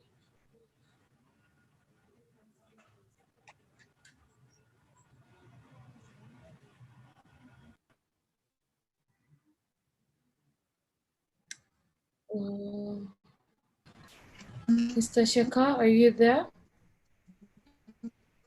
She can go to the next.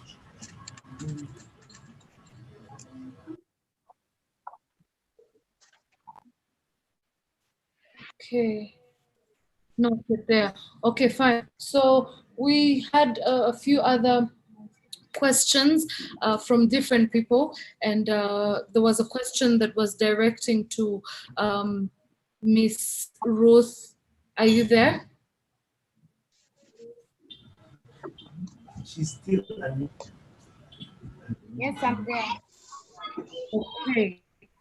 So there was somebody who asked, and that person is called Uto Ekere, and he was saying science and technology start from our classroom. How can this change step in knowing the type of government we have in providing the necessary conducive learning environment and social amenities from the students? Oh, great. I couldn't hear you well. Sorry, could you please come up again? There was a question that was coming from Otto Ekere, saying that science and technology start from our classroom.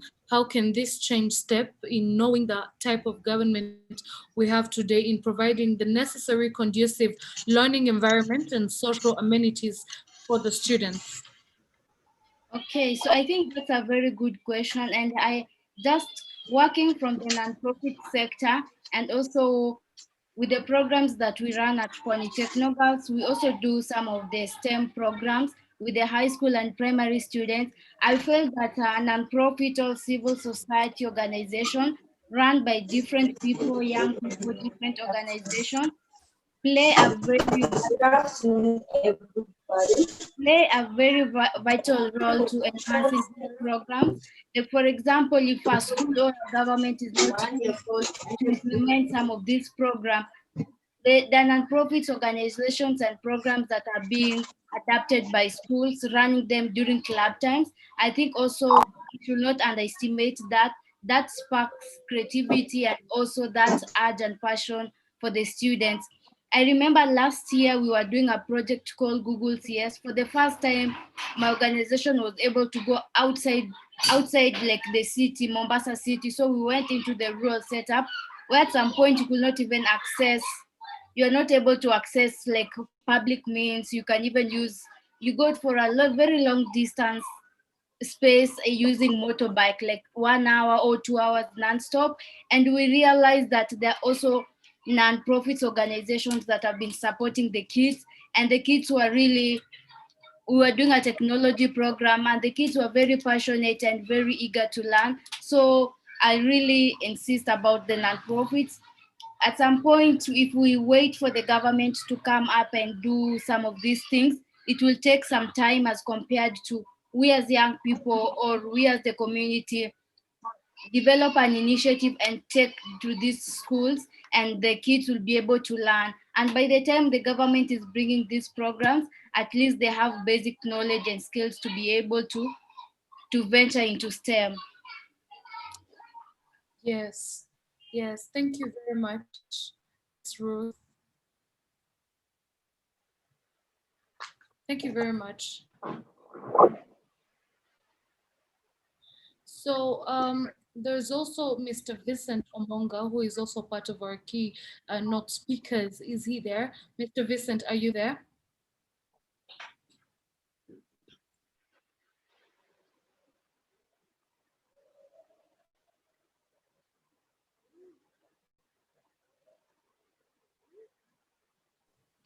All right, technical issues. We'll just head to Renee part of Ubena. If you have anything to share with us and insights that you can add to what the keynote speaker said, the floor is yours.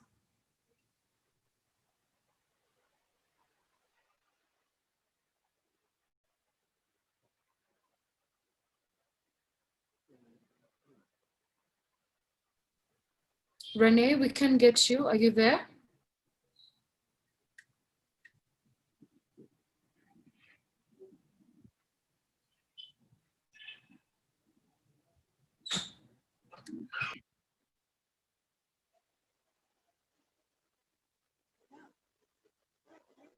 hari inama ndimo mana.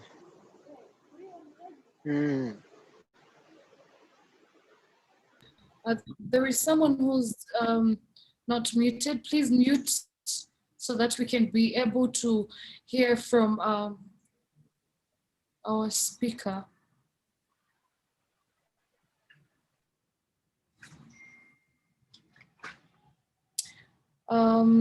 Renee, are you there?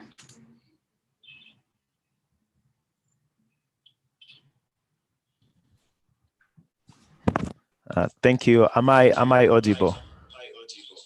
Yes, you're audible. We can hear you. Please, Flo. We're just saying that we can throw more light on what the different speakers said or what you have to share with us on this International Science Day for Peace and Development. Sorry. Please feel free, and we can take a look from you as well. Thank you so much. I'm Rene Eve Wayo, the Regional Programs Manager for Ubena Impact, and I'm so thrilled to be with you on this International Day for Peace and Development. First of all, we all know peace is a prerequisite to all other aspects of life in the sphere of life as humans can ever go through and undertake. And I'm so grateful to our amazing speakers who did share so many things with us. First of all, I did so many quotes from amazing speakers, and I cannot be grateful enough. Starting with P.L.O. Lumumba, who says, "We believe good things should come from the West and increasingly from China. Our inability to admire things we produce ourselves is a problem." And I believe it's a problem. So he also gave us a task saying, it is our generation that is going to change Africa by giving practical meaning to what these speakers are saying. And I believe young people that are in our conference that are listening to the Wibena virtual conference on International Science Day for Peace and Development should take note of that. And then we had people like Usman Toure, who is a development analyst, a young person himself in his 20s, whom we look up to, whom we believe has the expertise, whom we believe will help Africa in getting to where it wants to be. He also pointed a problem in regards to the leadership crisis Africa is having, saying the problem is the leaders who rule for their own will and not the will of the people. And I believe if every person, most of the African countries are republics, meaning they accept democracy. If they rule for the will of the people, people choose them and they do what they have asked for them to do, Africa, this security crisis can end. So we need also to have a curriculum designed for the African people, knowledge that can instill knowledge, patriotism, and tolerance. This thing I liked so much from Usman Toure. Then we had people like Ida Nganga, who came in from UNESCO with all the status and respect and told us science comes from nature. Science comes from nature, and it is what is around in the society that gives us science. We learn from what is around in nature. And if we can continue with those initiatives in the community, those initiatives are the ones that are going to drive change. It is really nice. I so much enjoyed this conference myself. And then we had people like Mboto Hassan, who's part of the Mombasa Youth Parliament, saying like science needs a lot of time, yes, and we should emphasize on those little things we are doing ourselves in our communities. And a lot was said, including Manuel Atsu, who said most of great minds in Africa have been sent to the West, and the mindset of problem of not believing in our problem or in ourselves is a problem, and we need to change mindset. And people have come up with we need role models, people like Ruth Kaveche and Ida Nganga coming in again saying science is about collaboration, and people like Emmanuel Atsu saying there's a point in our ancestors, in believing, reasoning it, not misusing it, and that was something nice. And then Ida Nganga concluding saying we are on the right track, we have what it takes. The speak of cooperation comes naturally to Africans. This was so much wonderful. And all of these I've quoted there on our Twitter. If you go on our Twitter, it's at Wibena Impact. You'll find all these wonderful tweets. All you have to do is to like them, retweet them, and share the spread. Somebody say like keep the faith, but our generation doesn't need to keep the faith. It needs to spread the faith, to spread the knowledge, to spread the things we do, so that by the time we get to make a practical meaning, to make it work, everyone will be at the same level of understanding. Then this day, it's a very important day because our world nowadays, I'm quoting Mr. President Paul Kagame, is guided by science. Rwanda itself is guided by science. Africa is guided by science. The world is guided by the science. The fourth revolution have come in. Let's make sure Africa have the human capacity we need to get to what we want to do. Yes, you have problems like poverty, hunger, wars, insecurities, but I believe if we leverage on science, if we leverage on technology, if we create the human capacity Africa needs, we'll not be needing to depend on China, we'll not be needing to depending on India for our development. We'll simply depend on our own children, our own sons of daughter, the born and unborn, to get this Africa where it wants to be. I'm speaking on the Africa perspective, but worldwide, I believe nature doesn't make mistake. Each society was endowed with the things it needs to survive. All it needs is that little faith, that little confidence, that little push, and that little belief in themselves that they can do it, that they can get better, that they can tap into those raw and turn it into finished products. And Africa can really do that, and the world can really do that. So as Renee Eve Wayo, the programs of the regional programs manager for Wibena Impact, I'm so thrilled. This is our third conference. We are having another one coming in regards to the prevention and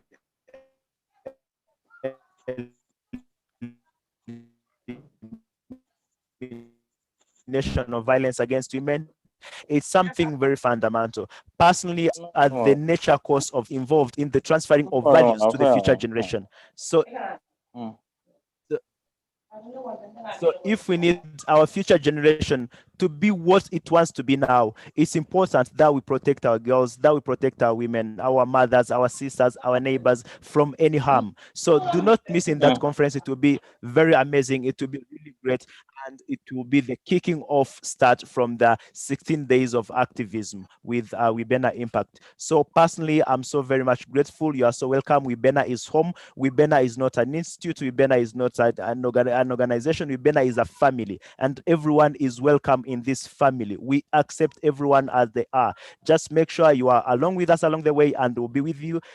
Let's see each other in the next conference on the 25th of November, celebrating our women, our mothers, our girls who are so fighting so many battles for today, for the future generation, and for the values this society should be standing for. Thank you.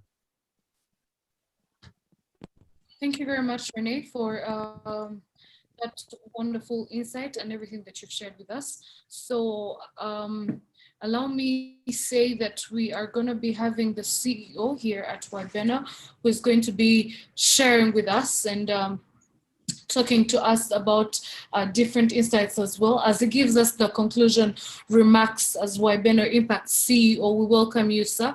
And we can't wait to hear what you have for us. You're on.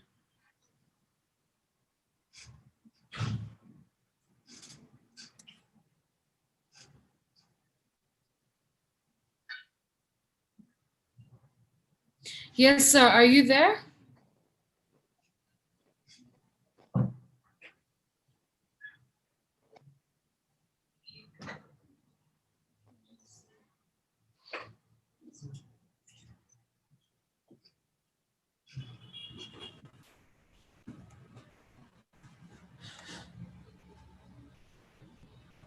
Yes, we can see you, Mr. Thomas. Mr. Thomas is CEO at Wibena Impact, and we can't wait to hear what you're going to be sharing with us. I'm sure even the speakers are also able to be in connection with what we're going to be talking about. So as you give us the conclusion remarks, please share with us what you also felt about today's topic and everything that people have talked about, the keynote speaker, whatever they say. You can throw more light and tell us more about it. Okay, thank you. I just had to adjust my headset. I had to change it because my original headset that I had here is non-functioning. So a question now before I start, should we not first go through the questions the audience had? I see a lot of questions in the Zoom group chat.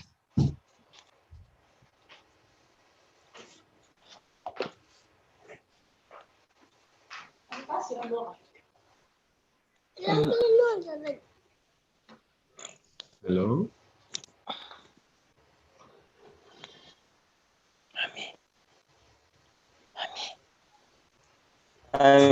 Hello? Yes, I can hear you.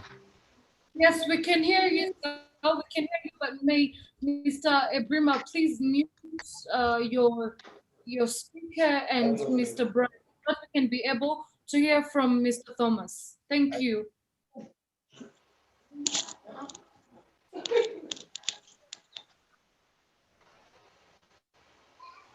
Okay. I was just thinking. Thomas, we can Yes, I just got a hint that there are many questions from the audience, and maybe we should tackle on those ones before I hold the closing remarks. Okay, should we first talk about them and then you come in after? Exactly. Okay, so there are different things that people talked about, and there was someone saying that Evans, I support your idea, but I think we believe more than Western that the super skills we're endowed with, we focus on blaming. I think this is a comment that someone was giving to what Mr. Evans Nyabayo had shared, saying that the truth to be said, it's difficult to ascend to higher levels without financial. We have great minds, and once the Western identify that they can empower them with resources, I wonder why African government can support the youth from higher learning. That was one of the comments that was given from Mr. Evans Nyabayo. And yeah, and then that's what Pritinas got to also comment about. Brian said, let's be careful not to buy so much into the climate change narrative and forget to develop our poor continent. And then Mr. Vincent said, the kind of education system we have in most African countries does not really equip learners with the skills and the room for innovation, but promotes remembrance, which is the result, is to generate laborers. There is need to change our education. And then Naima said, very true. And then Matthias said, do you think African leaders are the rulers of their continent, or with directives from Westerners, are we independent or still need independence from our colonizers? Do you think capable youth will be allowed to exercise their ability freely? Those were the questions that different people stated out. So I think that last question can be answered by someone who feels they can be able to answer it. It's an open question. Anyone there who can be able to answer the question?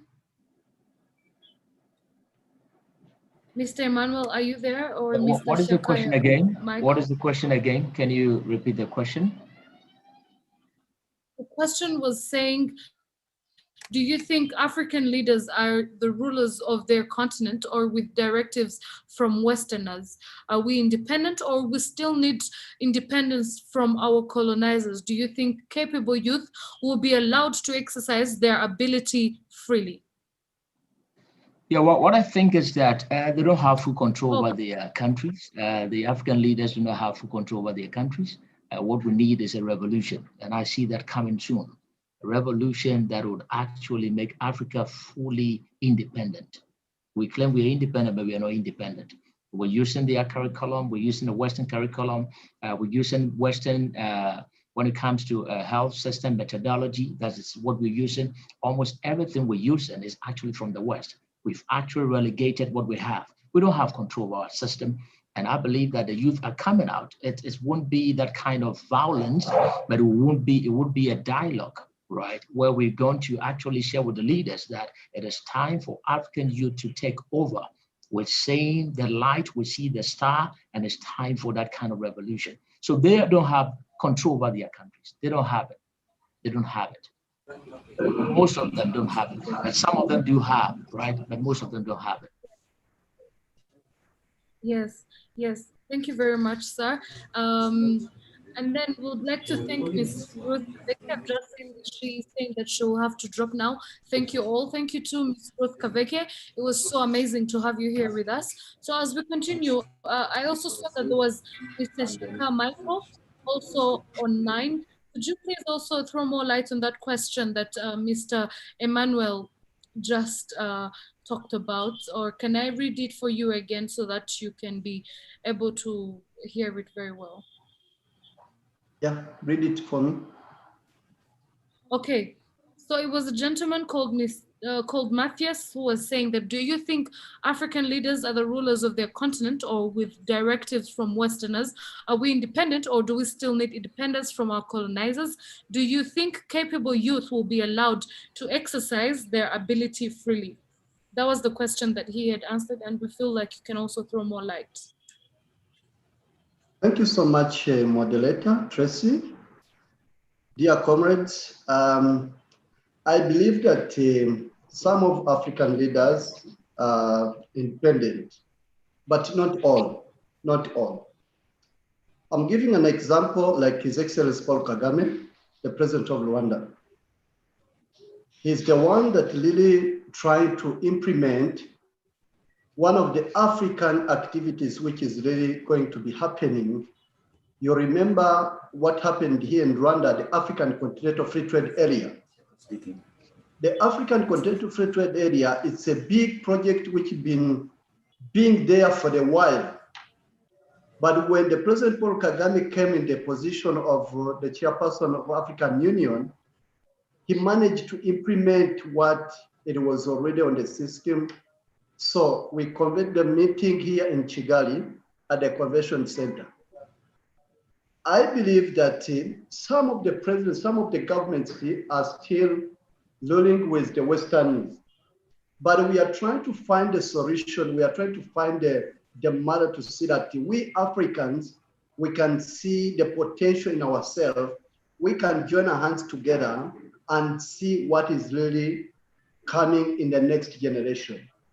So I believe that few of the African leaders, few of African presidents, if are really committed as the way I told you guys about His Excellency Paul Kagame, you heard about Ghana, you heard about some of the African people who really have the patriotism, who have the zeal of Pan-African spirit.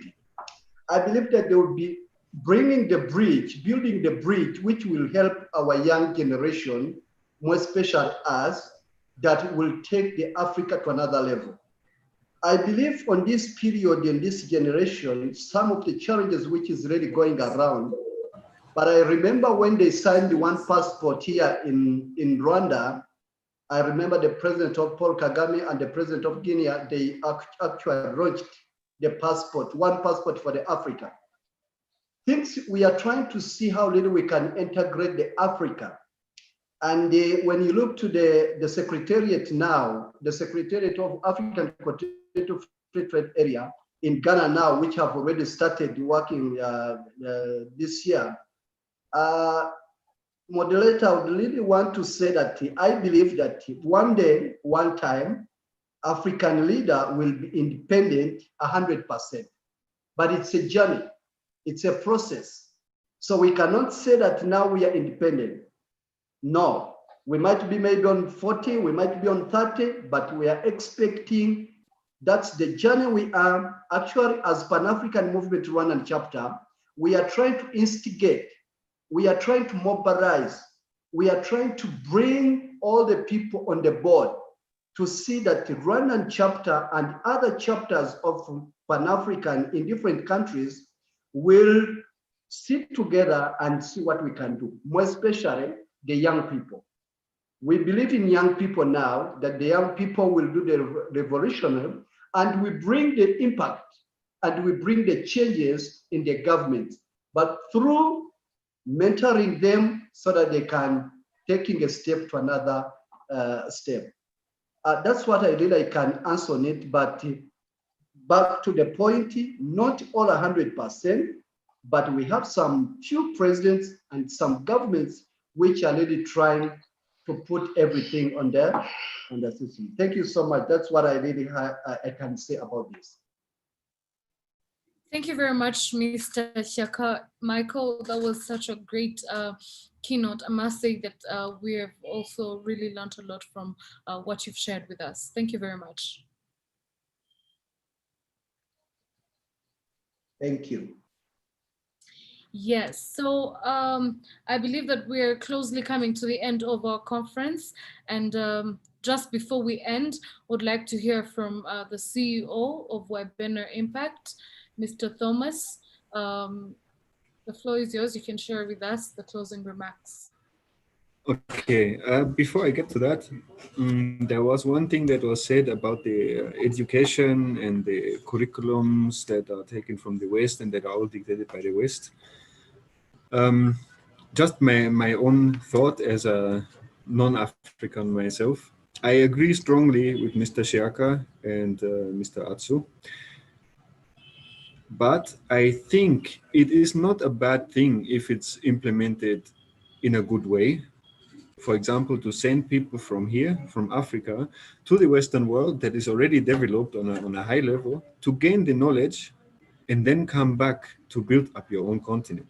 I myself am in Africa already for many years now. I have 2 children who are actually Uganda citizens themselves, so they are mixed.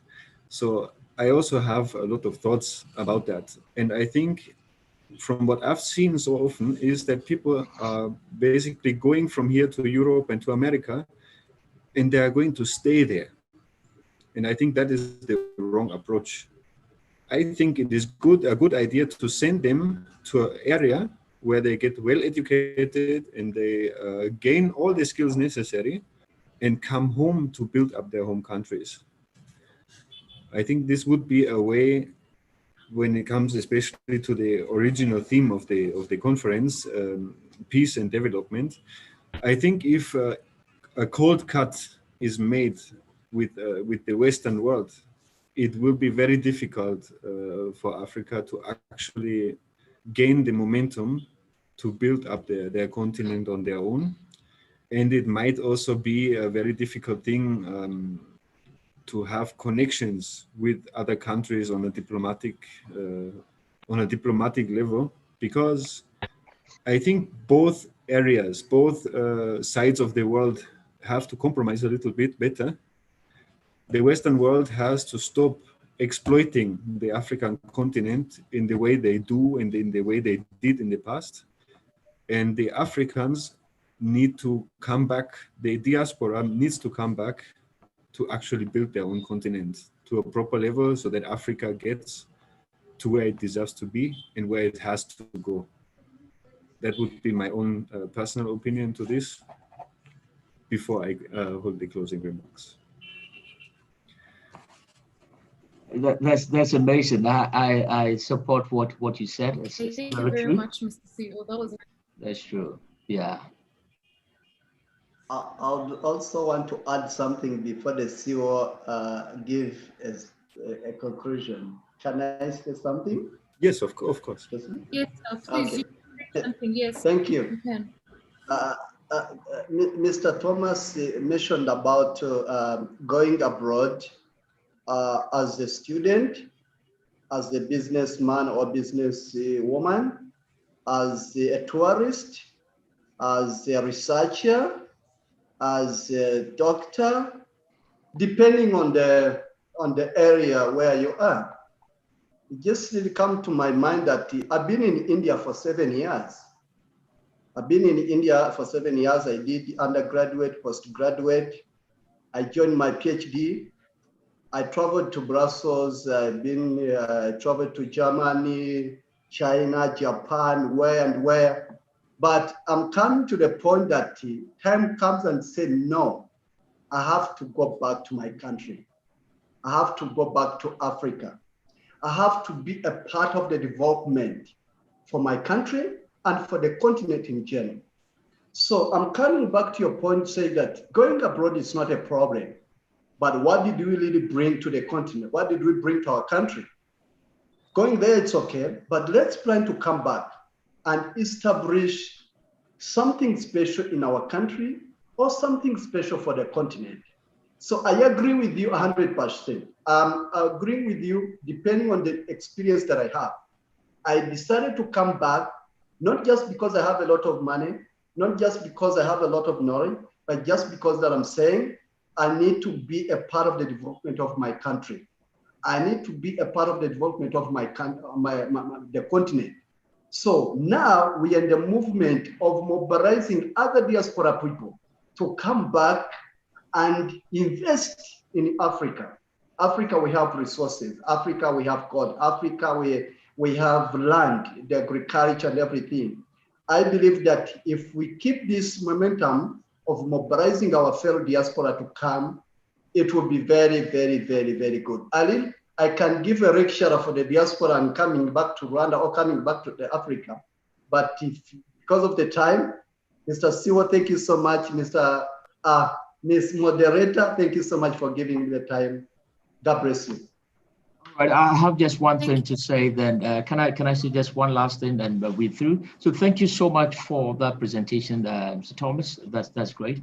In as much as they have to travel, go outside, learn skills and come back. The question is that how many Africans have this kind of mindset you're talking about? It all boils down to the mindset of the curriculum and the communication in context.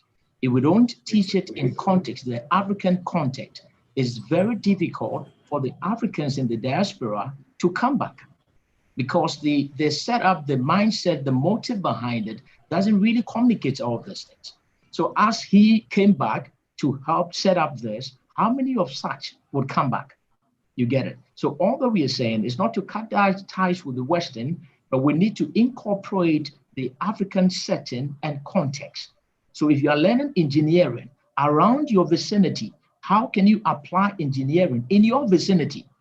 If you're learning chemistry, as I learned chemistry, how do you apply it in your African context? If we can contextualize the curriculum and whatever we study, we would see development. And that's where peace would also come into play. So that's what we advocate for, not not that kind of to cut ties, but that kind of collaborative association and union, right? That kind of link and then context. Once we have that, we'll see peace and development. Thank you very much. Actually, today, 1 hour, one hour. Say thank you so much, Mr. Emmanuel, for the beautiful insight. Yeah, I was saying that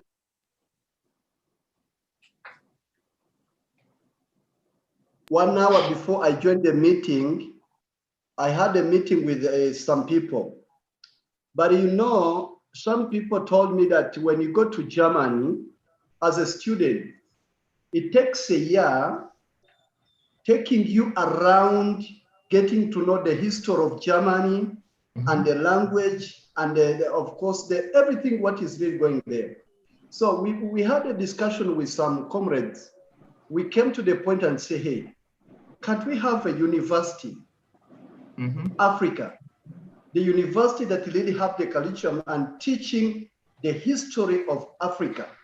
Yeah, you know, in context. So yeah. our people, in the African continent, you know, so that we can have the history, we can own our own history, we can own our own things, you know, because you find our people go to diaspora and forget what is really the good thing for the Africa. And that's why you find the good engineers, the doctors, they decided to step back. They don't want to come back. But why? They didn't get the time to learn about Africa, about the history of Africa, about the benefit of being in Africa.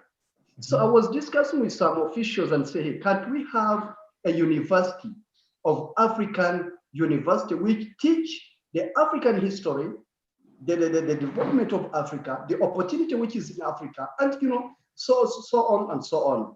To wrap up, let me maybe stop here. Next time we'll be having another webinar, but it's a lot. It's a lot.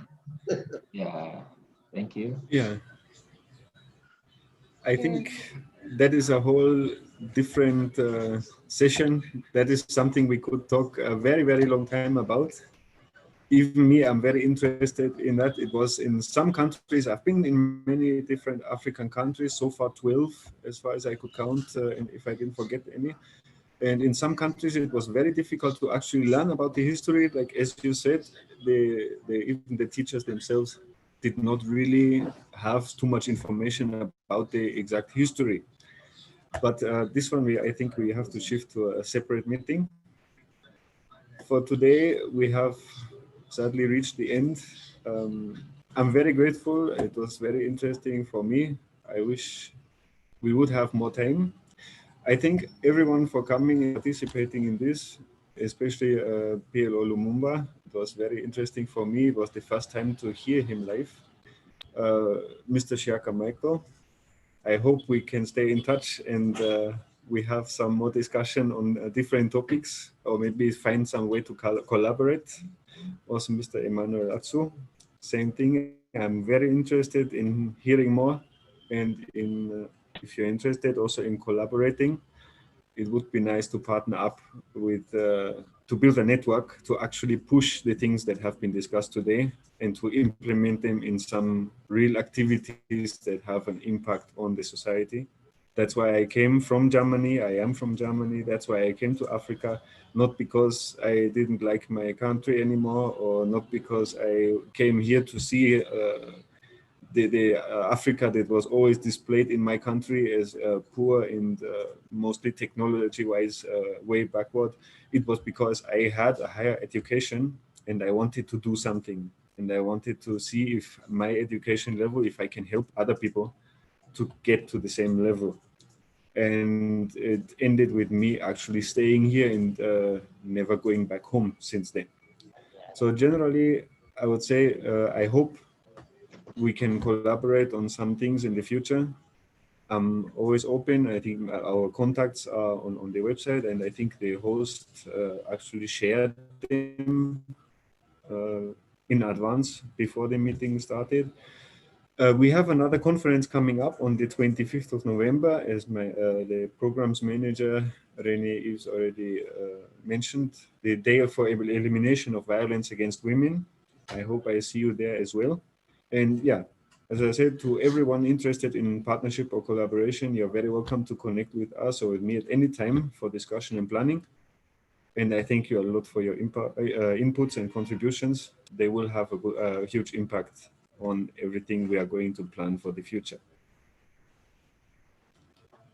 Okay, have a great day, and I hope to see you all again soon.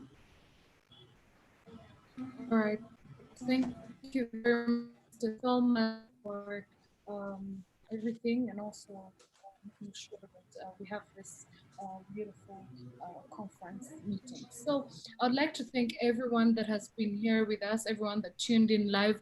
I would like to thank you so much for your time and being with us and sharing with us. Of course, I'll first thank Professor Pierre Olumumba. We thank him so much for being with us and sparing his time to share with us a lot. I'd also like to thank Miss Ida Nganga for as well sharing with us and awakening us to believe that it's upon us, the youth, to stand up and do what's necessary for our continent. And then I would also like to thank Osman Touré, who was also with us and shared a lot, especially when it comes to the youth as well, and when it comes to even doing a lot in order to make our continent a better one. And then I would also like to thank Ms. Mboto Hassan, who was also with us and also shared a lot as well. I would like to also thank Mr. Emmanuel Atsu, who was also here with us, who also shared a lot, and we really thank you. Ms. Ruth Kaveke, who also shared with us different ideas and as well also inspired many, especially when it comes to the women in technology. And would like to also thank Mr. Shaka Michael, who also shared his instincts with us and definitely gave us a very, very better view. And we also thank you for your time and sparing and making us priority. So I'd like to thank everyone on behalf of Webena Impact. I would like to thank everyone who spared their time. And I was your moderator, Tracy. Thank you to each and every person. Our dearest CEO and of course, Ms. Wycliffe as well. Thank you so much for arranging such a beautiful conference meeting that I'm very sure all of us got to learn a lot, and we have taken at home very many keynotes that I'm very sure have changed us, our perspectives, and will help us in the due run as we help our continent grow and as we celebrate the International Science Day for Peace and Development. Thank you very much, everyone. I appreciate. Thank you, Tracy. Thank you. Thank you.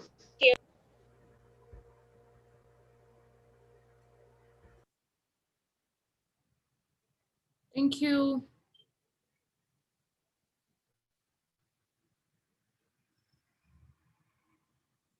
Each and every person that was here. Okay, goodbye, everyone. And everybody. That was a good sharing, and I'm glad I was part of it. Yes, thank you very much, Mr. Fernando. We really appreciate your presence here.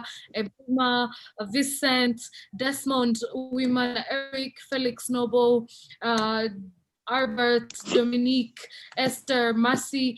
Thank everybody and the whole team of Webena who made this possible. We really appreciate. So have a great evening. Keep Webena at heart and make sure you save the 25th as well, because we're going to be sharing as well again. And I believe that this time around it's going to be very impactful and also empowering. So goodbye, everyone. Enjoy your weekend. Bye.